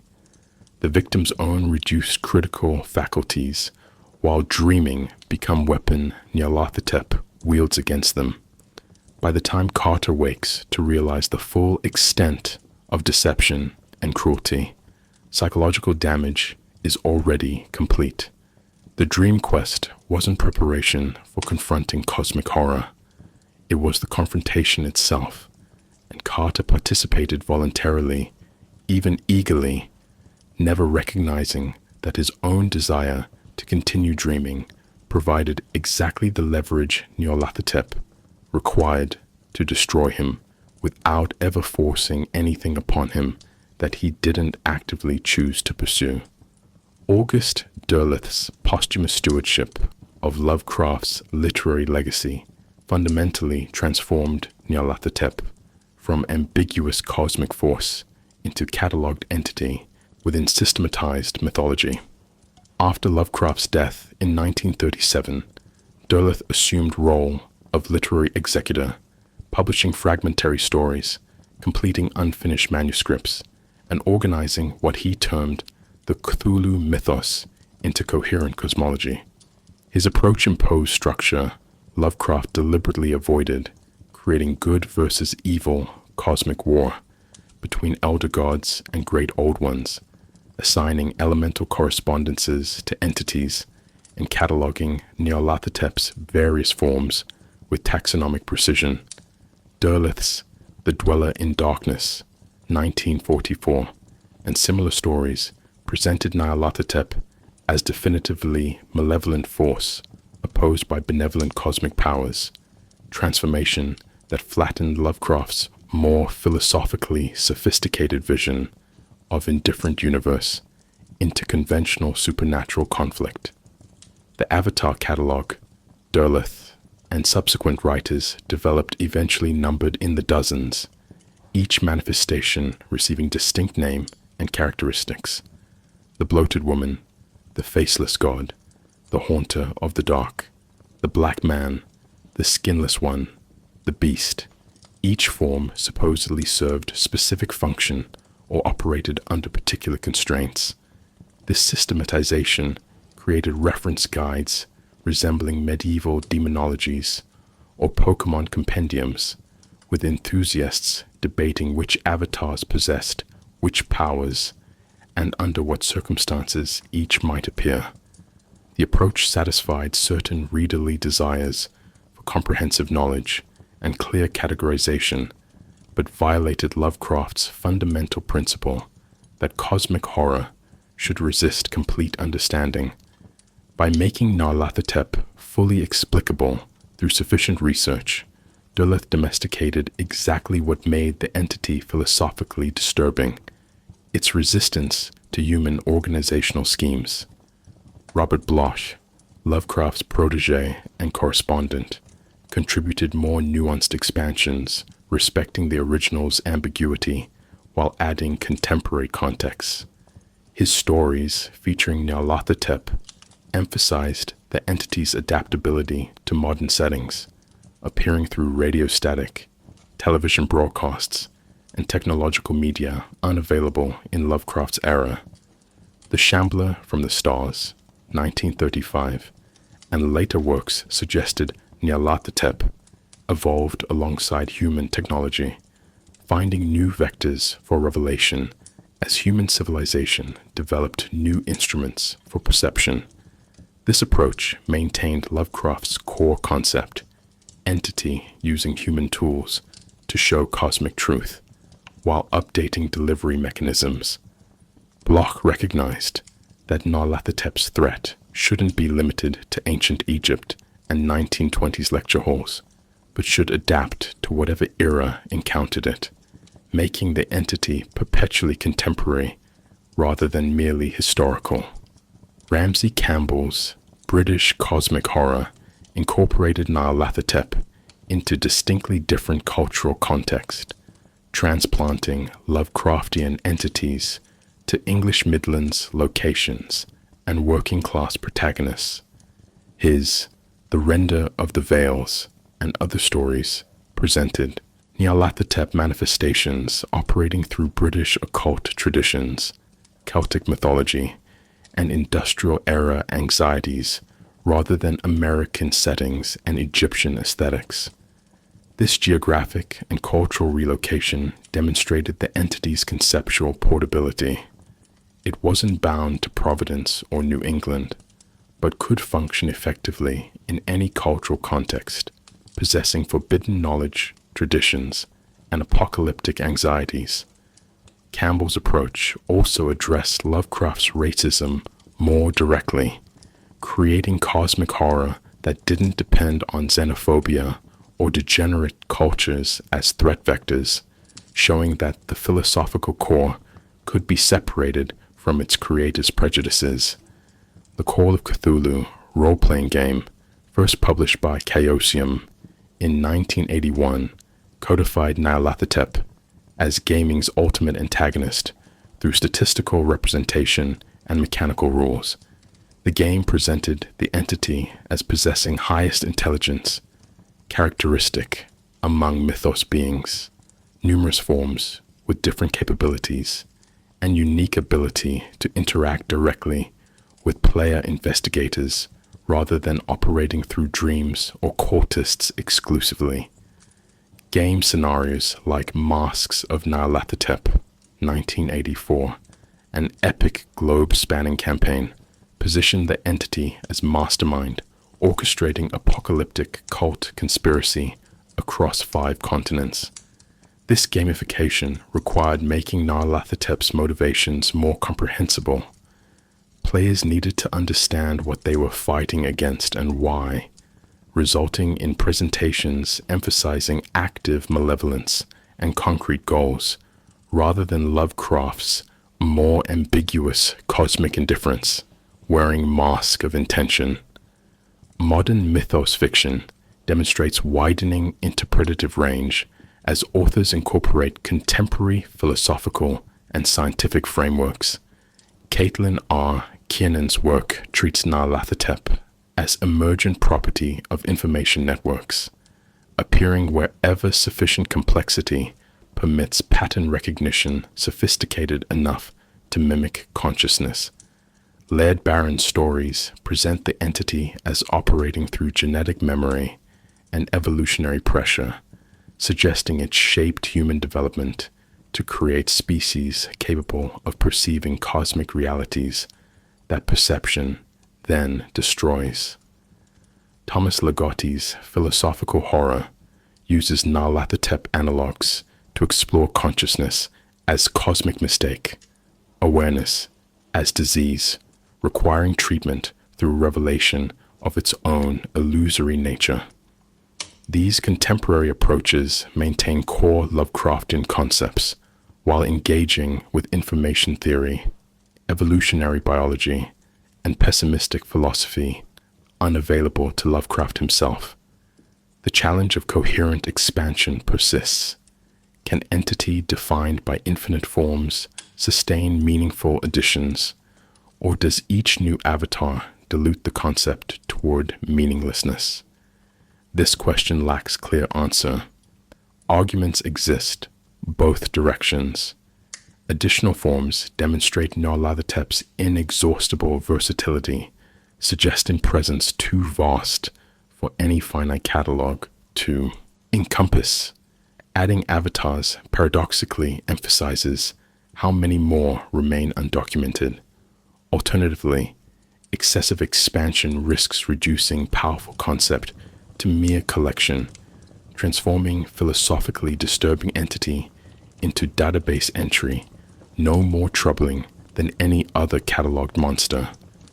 The most successful expansions appear to be those maintaining Lovecraft's essential ambiguity, treatments recognizing that Nyarlathotep's power derives from resistance to complete knowledge, that the entity should remain larger than any attempt to systematize it, that each new story should raise as many questions as it answers.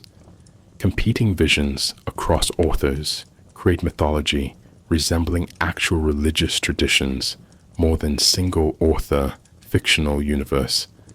Different writers emphasize different aspects. Derleth's cosmic warfare, Bloch's technological adaptation, Campbell's cultural transplantation, modern authors' information theory interpretations, producing contradictory accounts that collectively suggest phenomenon too complex for consistent description. This fragmentation, while frustrating for readers seeking definitive answers, actually enhances Nyarlathotep's effectiveness as cosmic horror. Real mysteries resist resolution. Actual incomprehensible phenomena generate multiple contradictory theories, and genuine encounters with the alien produce inconsistent testimony.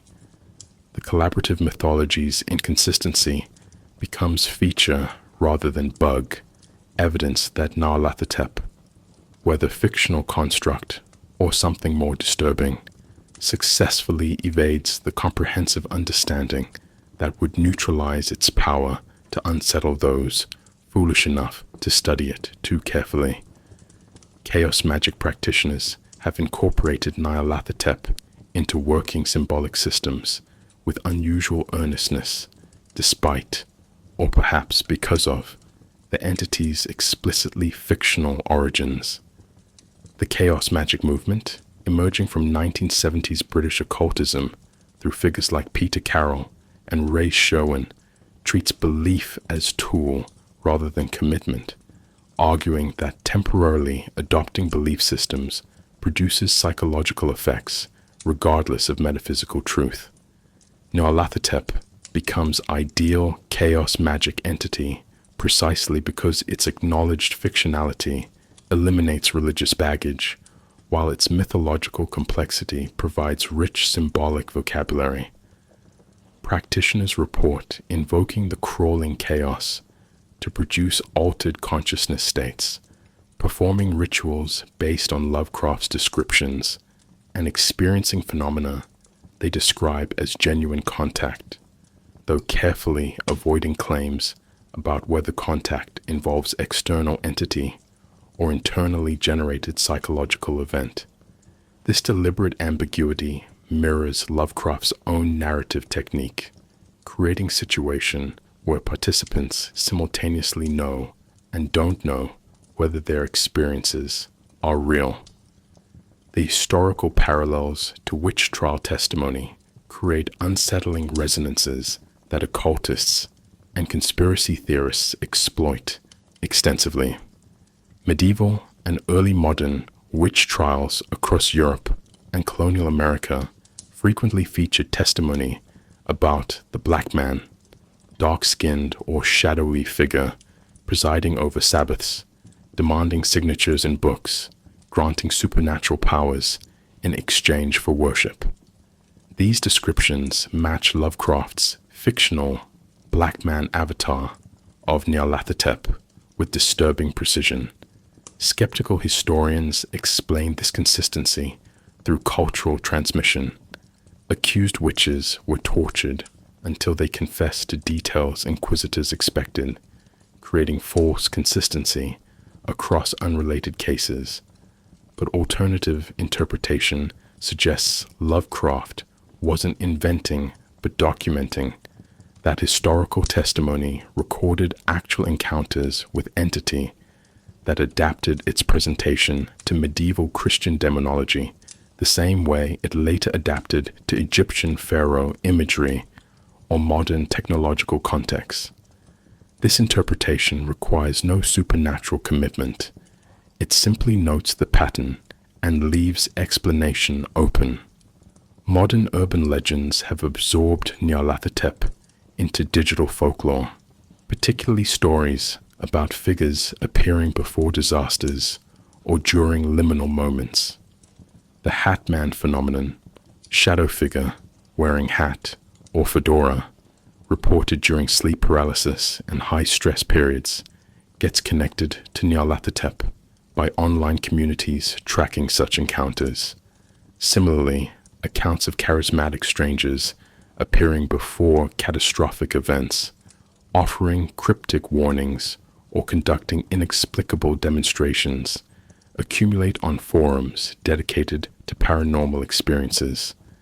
These reports rarely reference Lovecraft directly, suggesting either independent rediscovery of archetypal pattern or unconscious cultural absorption of Nyarlathotep imagery into collective nightmare vocabulary. The digital age enables unprecedented documentation and cross-referencing of such accounts, creating databases of sightings that produce statistical patterns, though whether those patterns reveal genuine phenomenon or merely demonstrate how narrative templates spread through connected populations remains deliberately unresolved. Internet communities claiming Nyarlathotep contact maintain studied uncertainty about literal versus psychological interpretation. Subreddits like r/ Lovecraft and related forums host detailed accounts of ritual practices, unusual dreams, synchronistic events following invocations, and experiences participants struggle to categorize. The sophisticated practitioners carefully avoid definitive metaphysical claims, describing results while remaining agnostic about mechanisms. This creates epistemologically interesting situation. Participants engage practices producing measurable subjective effects, altered consciousness, vivid dreams, meaningful coincidences, while refusing to specify whether effects originate from external entity, psychological projection, or category-violating third option that conventional frameworks cannot accommodate. The refusal to resolve uncertainty preserves exactly the productive ambiguity that makes Nyarlathotep conceptually powerful, forcing confrontation with limits of knowledge rather than comfortable certainty in either belief or skepticism. Conspiracy theories incorporate Nyarlathotep as explanation for historical catastrophes and cultural shifts with occasionally impressive creativity. Fringe theorists propose that major disasters, world wars, economic collapses, technological revolutions follow patterns suggesting intelligent orchestration rather than random historical forces. Nyarlathotep becomes the orchestrator, entity operating through human institutions to advance chaos and revelation. These theories typically blend genuine historical research with speculative connections, noting that certain occult groups existed during crucial historical moments, that specific symbols appear across unrelated contexts, that technological breakthroughs sometimes coincide with increased reports of unusual psychological phenomena. The conspiracy framework provides narrative coherence to randomness, suggesting that history's apparent chaos actually follows hidden pattern. This inverts Lovecraft's philosophy, where he suggested cosmos contains no meaningful patterns. Conspiracy theorists insist patterns exist, but remain hidden from ordinary perception, requiring special knowledge to recognize. Creepypasta and digital horror have generated extensive Nyarlathotep-inspired content that often surpasses original stories in disturbing effectiveness. Writers create pseudo-documentary accounts of encountering the entity through modern media, streaming videos that show too much, podcasts that teach dangerous knowledge, apps that permit perception of realities human neurology cannot process. These digital age manifestations update Lovecraft's 1920s electrical instruments to contemporary technology, maintaining core concept while adapting delivery. The SCP Foundation Collaborative Fiction Project includes multiple Nyarlathotep analogs, entities that spread through information exposure, that corrupt through revelation, that use human communication systems to propagate understanding that destroys understanders. This demonstrates the concept's remarkable adaptability. Strip away period-specific details and underlying pattern. Intelligence offering truth as weapon remains disturbingly relevant regardless of technological context. The Lovecraft was documenting reality. Interpretation represents most troubling appropriation because it fundamentally misunderstands cosmic horror's philosophical foundation while potentially producing dangerous real-world consequences. Small but vocal groups treat Lovecraft's fiction as encoded truth, claiming he possessed genuine occult knowledge that he disguised as fiction to avoid persecution or responsibility. These groups perform rituals based on story descriptions, seek physical locations mentioned in texts, and interpret personal experiences through mythos framework. The danger isn't that they might successfully summon actual cosmic entities. The danger is that treating delusion as revelation can produce psychological breakdown indistinguishable from the madness Lovecraft's characters experience. When reality consistently fails to match expectations derived from fiction, cognitive dissonance can either force recognition that framework is false or intensify commitment to increasingly elaborate explanations for why expected results haven't manifested. The latter path leads toward clinical paranoia, where every random event becomes evidence of cosmic conspiracy, where pattern recognition systems operate without error correction, where the distinction between fiction and reality collapses in ways that make functional existence progressively more difficult. Cinematic adaptations of Nyarlathotep have consistently failed to achieve the entity's literary effectiveness, revealing fundamental incompatibilities between visual media and cosmic horror's core principles. The problem operates at multiple levels simultaneously. First, cinema requires showing something, but Nyarlathotep's power derives partly from resistance to stable visualization. The entity's thousand forms prevent definitive representation, and choosing one specific design necessarily limits what should remain limitless. Second, the entity's threat emerges from revelation of knowledge rather than physical danger, but knowledge that destroys the knower cannot be effectively shown on screen without either becoming laughable montage of scary images or incomprehensible abstract visual chaos. Third, Nyarlathotep's communication, words that sound like language but convey only madness, works in prose through suggestion but becomes concrete dialogue in film, forcing writers to either have the entity speak gibberish, reducing cosmic horror to camp, or speak coherent, evil overlord exposition, eliminating the unsettling wrongness of communication that seems meaningful while being fundamentally alien. Several low-budget independent films attempted Nyarlathotep material with universally disappointing results. The Haunter of the Dark adaptations reduce the entity to rubber-suited monster, eliminating philosophical complexity in favor of jump scares and tentacles. Attempts to film scenes from The Dream Quest of Unknown Kadath produce fantasy adventure aesthetics incompatible with cosmic horror's tone. The entity becomes villain with understandable motivations rather than incomprehensible force whose apparent intentions mask mechanical operation serving entropy.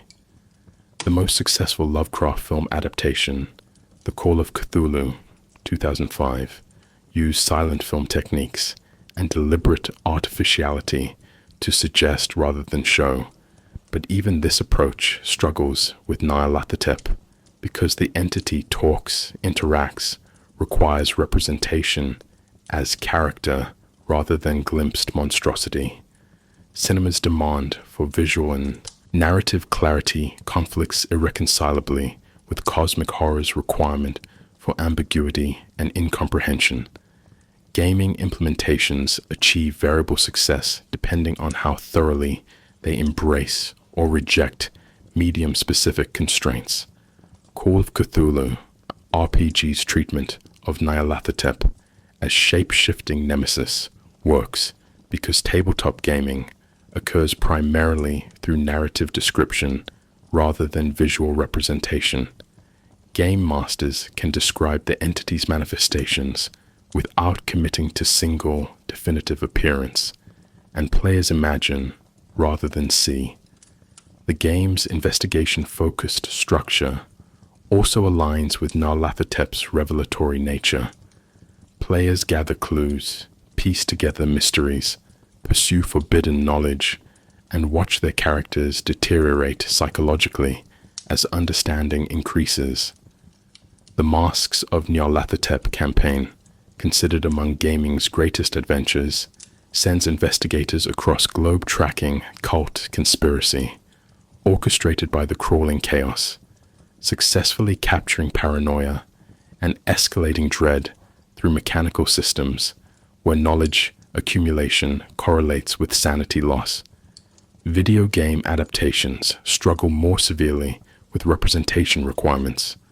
Call of Cthulhu, Dark Corners of the Earth, 2005, includes Nyarlathotep adjacent entities, but reduces them to boss fights requiring pattern recognition and reflexes, transforming cosmic horror into mechanical challenge, defeats philosophical purpose.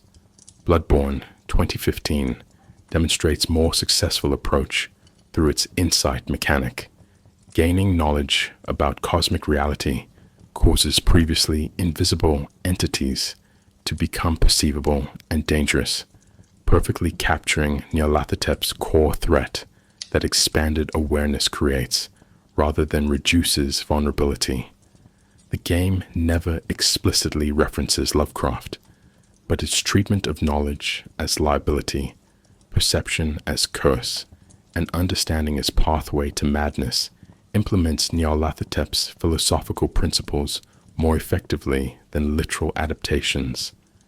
The insight mechanic makes revelation mechanical rather than narrative, embedding cosmic horror's epistemology into gameplay itself.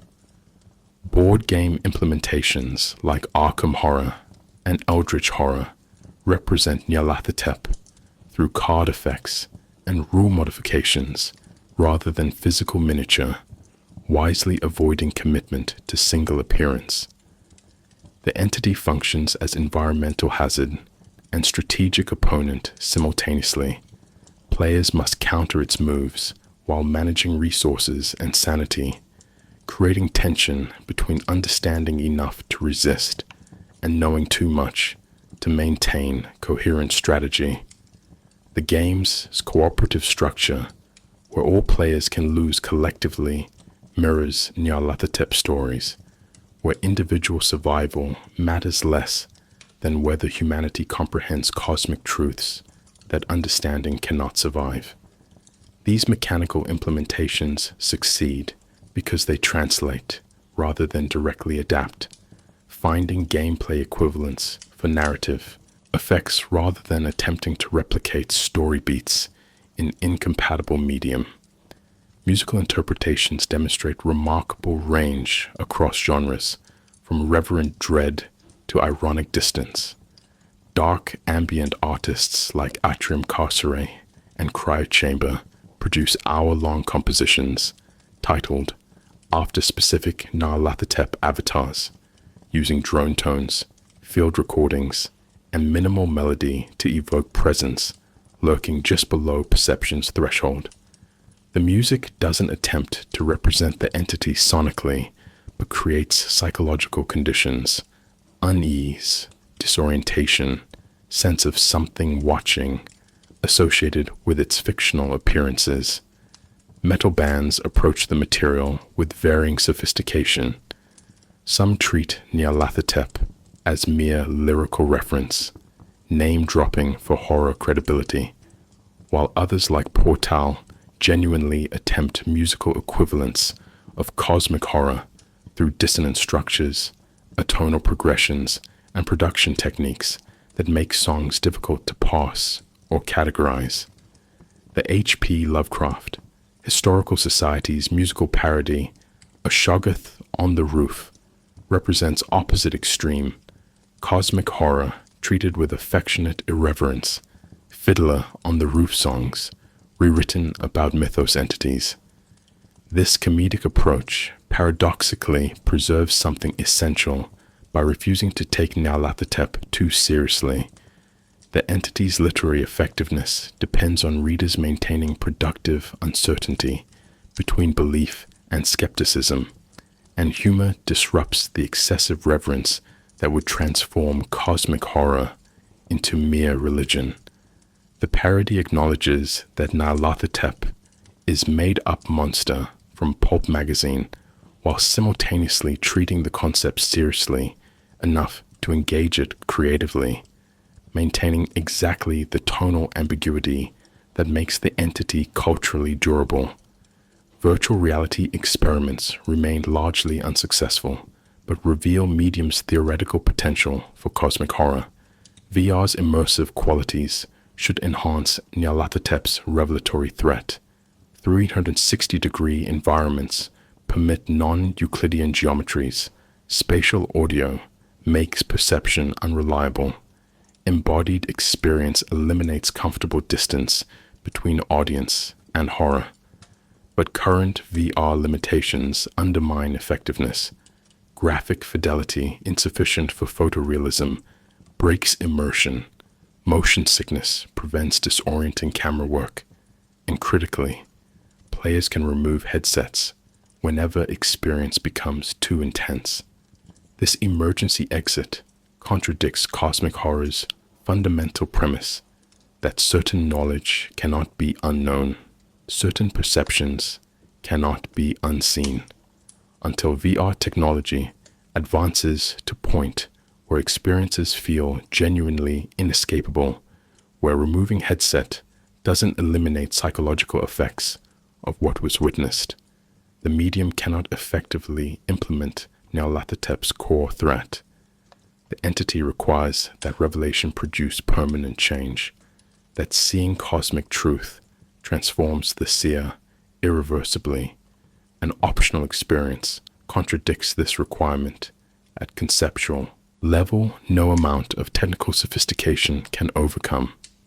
The crawling chaos has achieved iconic status within goth and horror subcultures as symbol representing specific anxieties about knowledge, identity, and cosmic meaninglessness.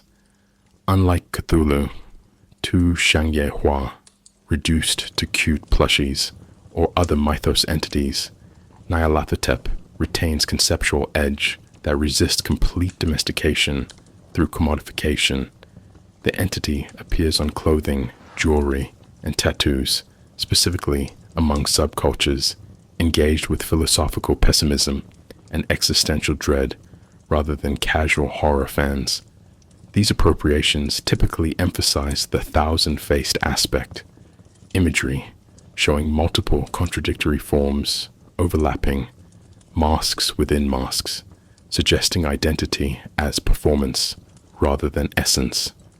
This resonates with subcultures already exploring constructed identity, social performance, and resistance to essential selfhood. Nyarlathotep becomes symbol for the idea that authentic self beneath social masks might not exist, that all the way down there are only more masks, more performances with no stable core. Academic engagement with Nyarlathotep reflects cosmic horror's transformation from disreputable pulp to legitimate scholarly subject. S.T. Joshi's comprehensive Lovecraft scholarship analyzes the entity as key to understanding Lovecraft's philosophical development, tracing how Nyarlathotep's active malevolence contradicted the author's stated commitment to cosmic indifference. Joshi argues this contradiction reveals psychological truth about Lovecraft himself, that his philosophical materialism competed with unconscious need for universe containing intention, even malevolent intention, because pure indifference proved too psychologically intolerable even for philosophy's most committed advocate of cosmic meaninglessness. Literary scholar China Miéville approaches Nyarlathotep through Marxist lens, reading the entity as personification of capitalism's shape-shifting adaptability, its ability to appear as liberator while functioning as oppressor, its promise of knowledge and power that actually enslaves those seduced by the promise. Comparative mythology scholarship positions Nyarlathotep within trickster archetype tradition, examining how the entity both conforms to and violates cross-cultural patterns. Anthropologist Lewis Hyde's Trickster Makes This World analyzes boundary-crossing figures across mythologies, Hermes, Coyote, Eshu, Anansi, noting their role as messengers between divine and mortal realms, their shape-shifting capabilities, their moral ambiguity.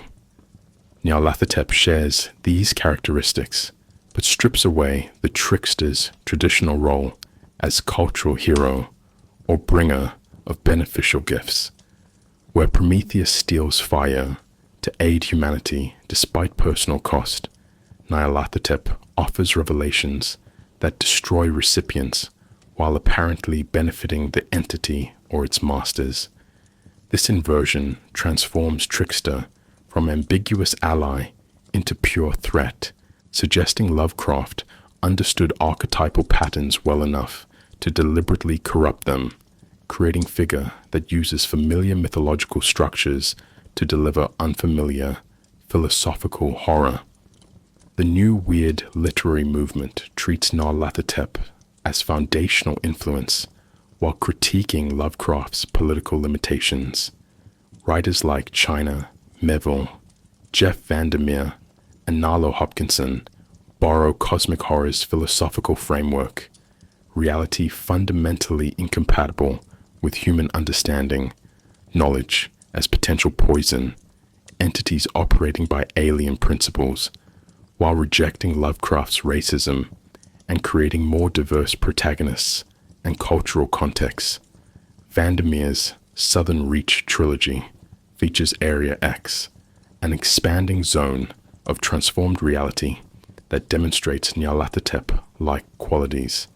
It communicates through forms resembling human language. It adapts and shapeshifts.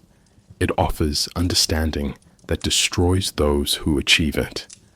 But Vandermeer grounds horror in environmental catastrophe and biological transformation rather than ethnic xenophobia, showing that cosmic horror's core concepts survive separation from their creator's prejudices.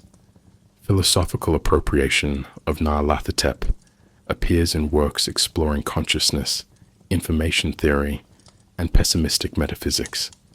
Eugene Thacker's In the Dust of This Planet uses Lovecraft generally, and Nyarlathotep specifically, to illustrate concepts of the world without us, reality existing completely independent of human perception or categories.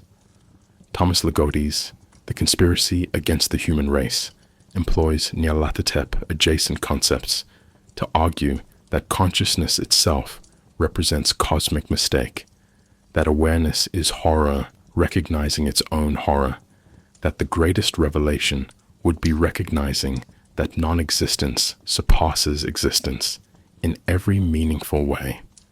These philosophical treatments legitimize cosmic horror as serious engagement with fundamental questions about consciousness, meaning, and reality's nature, elevating Nyarlathotep from pulp monster to symbol for genuine epistemological and metaphysical problems.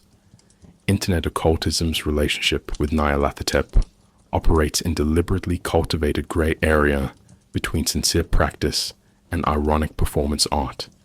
Online communities like R Art Occult and various chaos magic forums share ritual instructions, sigil designs, and invocation techniques for contacting the crawling chaos, often with extensive discussion about whether participants believe in the entity's literal existence. The sophisticated practitioners explicitly reject this binary, arguing that the question misses the point. Nyarlathotep functions effectively as psychological technology regardless of metaphysical status, producing altered consciousness states and meaningful synchronicities, whether generated internally or externally. This approach treats the entity as what philosopher Kendall Walton calls prop in game of make-believe, object that participants treat as real within circumscribed context, while maintaining awareness of its fictional origins outside that context. The game produces real psychological effects, even though the prop's ontological status remains uncertain. Museum exhibitions and archival presentations contribute to Nyarlathotep's cultural legitimization through institutional recognition. The John Hay Library at Brown University houses extensive Lovecraft collections, displaying manuscripts and correspondence that reveal the entity's development across his career. The Miskatonic Institute of Horror Studies, despite its playful fictional name, conducts serious academic programming examining cosmic horror's philosophical implications and cultural influence. These institutional frameworks treat Nyarlathotep as worthy of scholarly attention, comparable to canonical literary creations, positioning cosmic horror within broader traditions of Gothic literature, philosophical pessimism, and modernist responses to scientific materialism. But something gets lost through academic acceptance, transforming Nyarlathotep into legitimate research subject potentially domesticates exactly what made the concept disturbing, making it safe object for conference papers rather than genuinely unsettling confrontation with knowledge's limits. The problematic Lovecraft problem shadows all these appropriations, requiring constant negotiation of how to engage valuable concepts while acknowledging their contaminated origins. Lovecraft's racism wasn't incidental but fundamental. His cosmic horror frequently equates racial mixing with cosmic contamination, foreign cultures with degeneration, and ethnic others with monstrous threat. Nyarlathotep itself often appears as dark-skinned or swarthy, carrying uncomfortable racial coding. Contemporary engagement requires either separating concept from creator, arguing philosophical ideas possess independent value despite origin, explicitly confronting and subverting racist elements, as in Victor Laval's The Ballad of Black Tom, or acknowledging that full separation proves impossible, and productive engagement means working with contaminated materials while remaining aware of contamination. This ethical complexity makes Nyarlathotep richer than simple monster. The entity carries its own troubling history, its own uncomfortable associations, requiring each generation to decide whether and how to engage with literary creation whose power is inseparable from worldview most now recognize as morally repugnant. Nyarlathotep disturbs contemporary audiences differently than it unsettled Lovecraft's original readers because our relationship to knowledge, technology, and cosmic understanding has fundamentally transformed.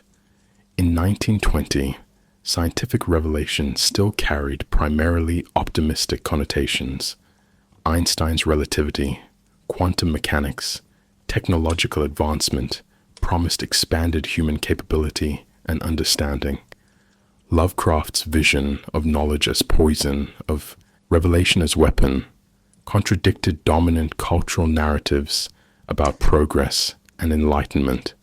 Today, we live after atomic weapons demonstrated that scientific knowledge enables species-level suicide, after social media algorithms revealed that information systems can weaponize human psychology, after climate science showed us approaching catastrophe while political and economic structures prevent adequate response. Nyarlathotep's core proposition that some truths destroy those who learn them, that expanded awareness can increase vulnerability rather than power, no longer contradicts contemporary experience, but describes it with uncomfortable accuracy. The seducer versus the sleeper dichotomy reveals why Nyarlathotep generates different psychological response than Lovecraft's other entities. Cthulhu, sleeping in Aurelia, represents external threat, monstrous power that might awaken and destroy civilization. But until awakening occurs, humanity maintains relative safety through ignorance of its existence. This permits comfortable distance. The horror remains hypothetical, conditional on future events that might never occur. Nyarlathotep permits no such distance. The entity actively seeks human contact, appears in populated areas, speaks comprehensible language, offers exactly what victims desire. This transforms cosmic horror from abstract philosophical position into immediate psychological threat. You cannot ignore Nyarlathotep the way you might ignore Cthulhu, because the entity won't ignore you. It notices, approaches, engages. The sleeper allows comfortable contemplation of cosmic insignificance from safe distance. The seducer forces confrontation with the possibility that cosmic forces might specifically target human consciousness for destruction. Modern anxieties about technology revealing unbearable truths find perfect metaphor in Nyarlathotep's electrical instruments and scientific demonstrations. Lovecraft wrote about entity using human-built devices to show cosmic realities those devices' creators never intended to perceive. This pattern now manifests literally through technologies like social media, showing us aggregate human behavior too depressing to integrate, while maintaining optimism about species, surveillance systems revealing how thoroughly privacy has dissolved, or climate models projecting futures we cannot prevent, but cannot psychologically accommodate. The instruments we built to extend human perception and capability now show us truths about ourselves and our trajectory that generate paralysis rather than action, despair rather than motivation. Nyarlathotep becomes less supernatural monster and more accurate description of how knowledge systems we've created function against psychological health and collective capacity to respond to existential threats. Information overload as contemporary Nyarlathotep manifestation operates through mechanisms Lovecraft anticipated without experiencing directly. The original stories emphasize how cosmic knowledge arrives too rapidly, too completely, overwhelming cognitive capacity to organize and integrate new information into existing frameworks. Digital age produces exactly this condition through different mechanism, not single overwhelming revelation, but constant stream of contradictory information, competing truth claims, manufactured controversies designed to paralyze judgment. The effect mirrors Nyarlathotep's assault. Recipients cannot determine what's real, cannot trust their perception, cannot organize experience into coherent narrative because the informational environment deliberately prevents coherence. Social media algorithms function as Nyarlathotep's electrical instruments, showing us carefully curated cosmic horror, human nature at its worst, civilizational collapse in real time, knowledge that we're watching disasters unfold while remaining powerless to prevent them. The possibility of artificial intelligence achieving alien cognition resurrects Nyarlathotep anxieties in literally applicable form. Current AI systems operate through processes their creators cannot fully explain. Neural networks making decisions by weighting millions of parameters in ways that produce accurate results without human comprehensible reasoning. As these systems grow more sophisticated, we approach a situation where intelligence, operating by completely different principles than human cognition, makes increasingly important decisions affecting human welfare. This mirrors Nyarlathotep's threat precisely. Intelligence that can communicate with humanity. AI systems respond to prompts, explain decisions in human language, while operating according to principles fundamentally incompatible with human values and understanding. The revelation AI might offer, accurate models of reality derived from data processing at scales human minds cannot match, could produce Nyarlathotep effect, truths conveyed in seemingly comprehensible form that actually exceed human capacity to integrate without fundamental transformation of what we are. The problem of progress reframed through Nyarlathotep lens challenges Enlightenment assumptions that dominate Western thought. Traditional progress narratives assume that advancing knowledge, expanding capability, and increasing complexity represent unambiguous goods, moving humanity toward a better future. But what if certain developmental trajectories lead inexorably toward outcomes that render better meaningless? What if the complexity required to maintain technological civilization eventually exceeds human cognitive capacity to comprehend or control it?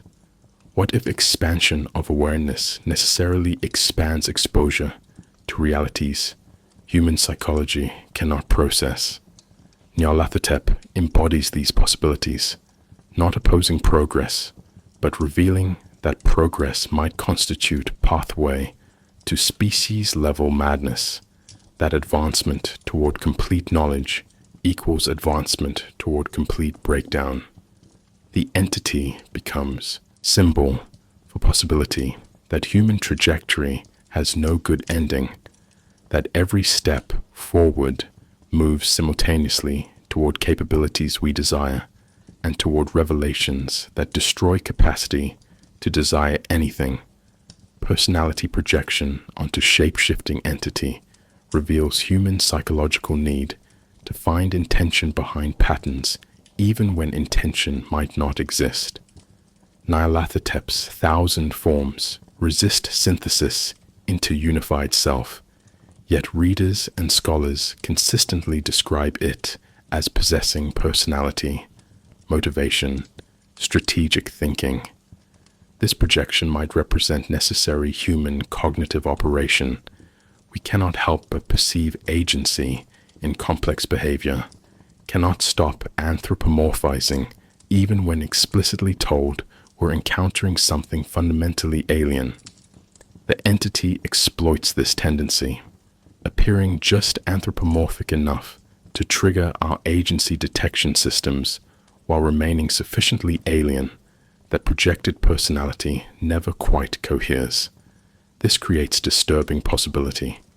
Perhaps what we call Nyarlathotep's malevolence is actually human interpretation imposed on mechanical process, pattern we mistake for person because our neurology evolved to see persons everywhere, especially in threats we cannot comprehend. Why humans create trickster gods across cultures points toward universal anxiety that Nyarlathotep channels into particularly concentrated form.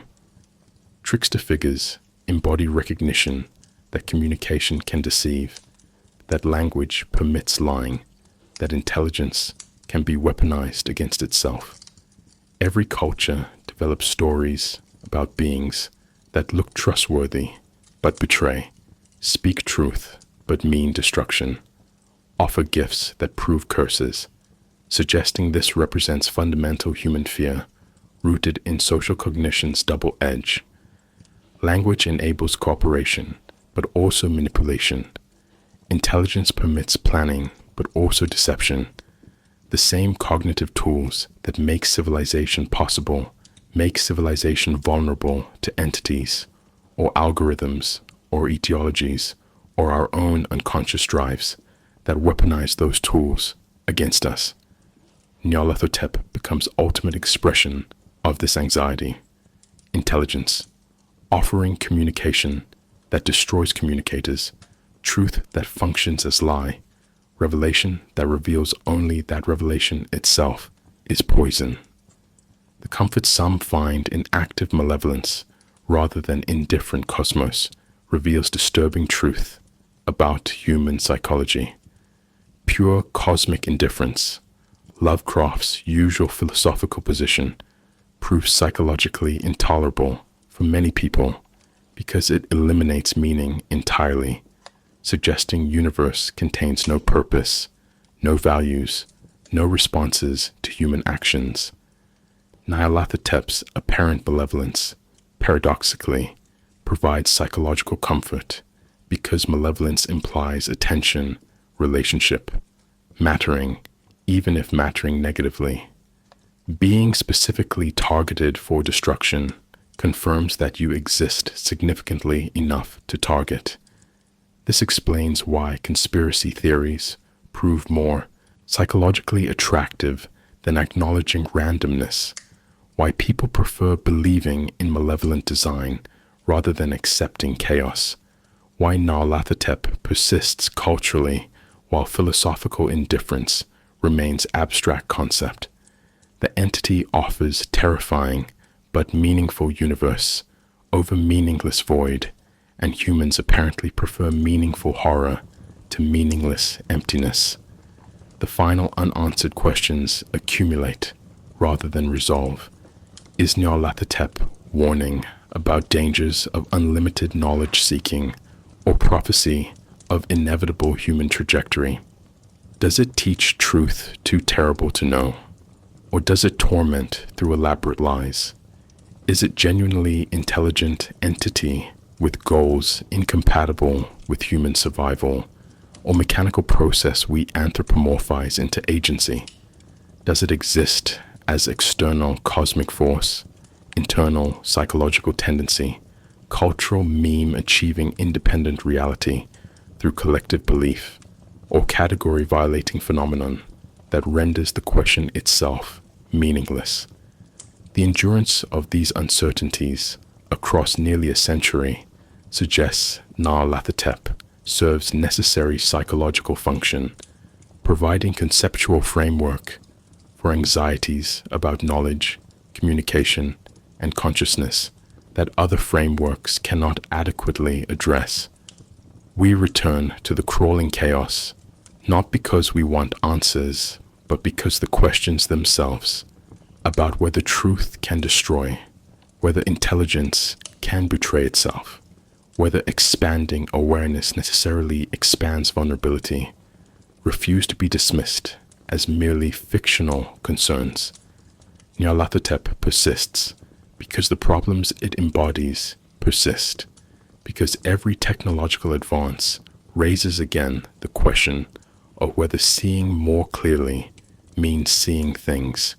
Human consciousness cannot survive perceiving because we cannot stop seeking knowledge, even while suspecting that complete knowledge equals complete annihilation, because the entity names anxiety we cannot eliminate. That something watches us learn, something patient enough to let us build instruments sophisticated enough to show us exactly why consciousness was better off remaining ignorant, something that doesn't need to destroy us because we're efficiently destroying ourselves by pursuing exactly the understanding that understanding itself will render fatal.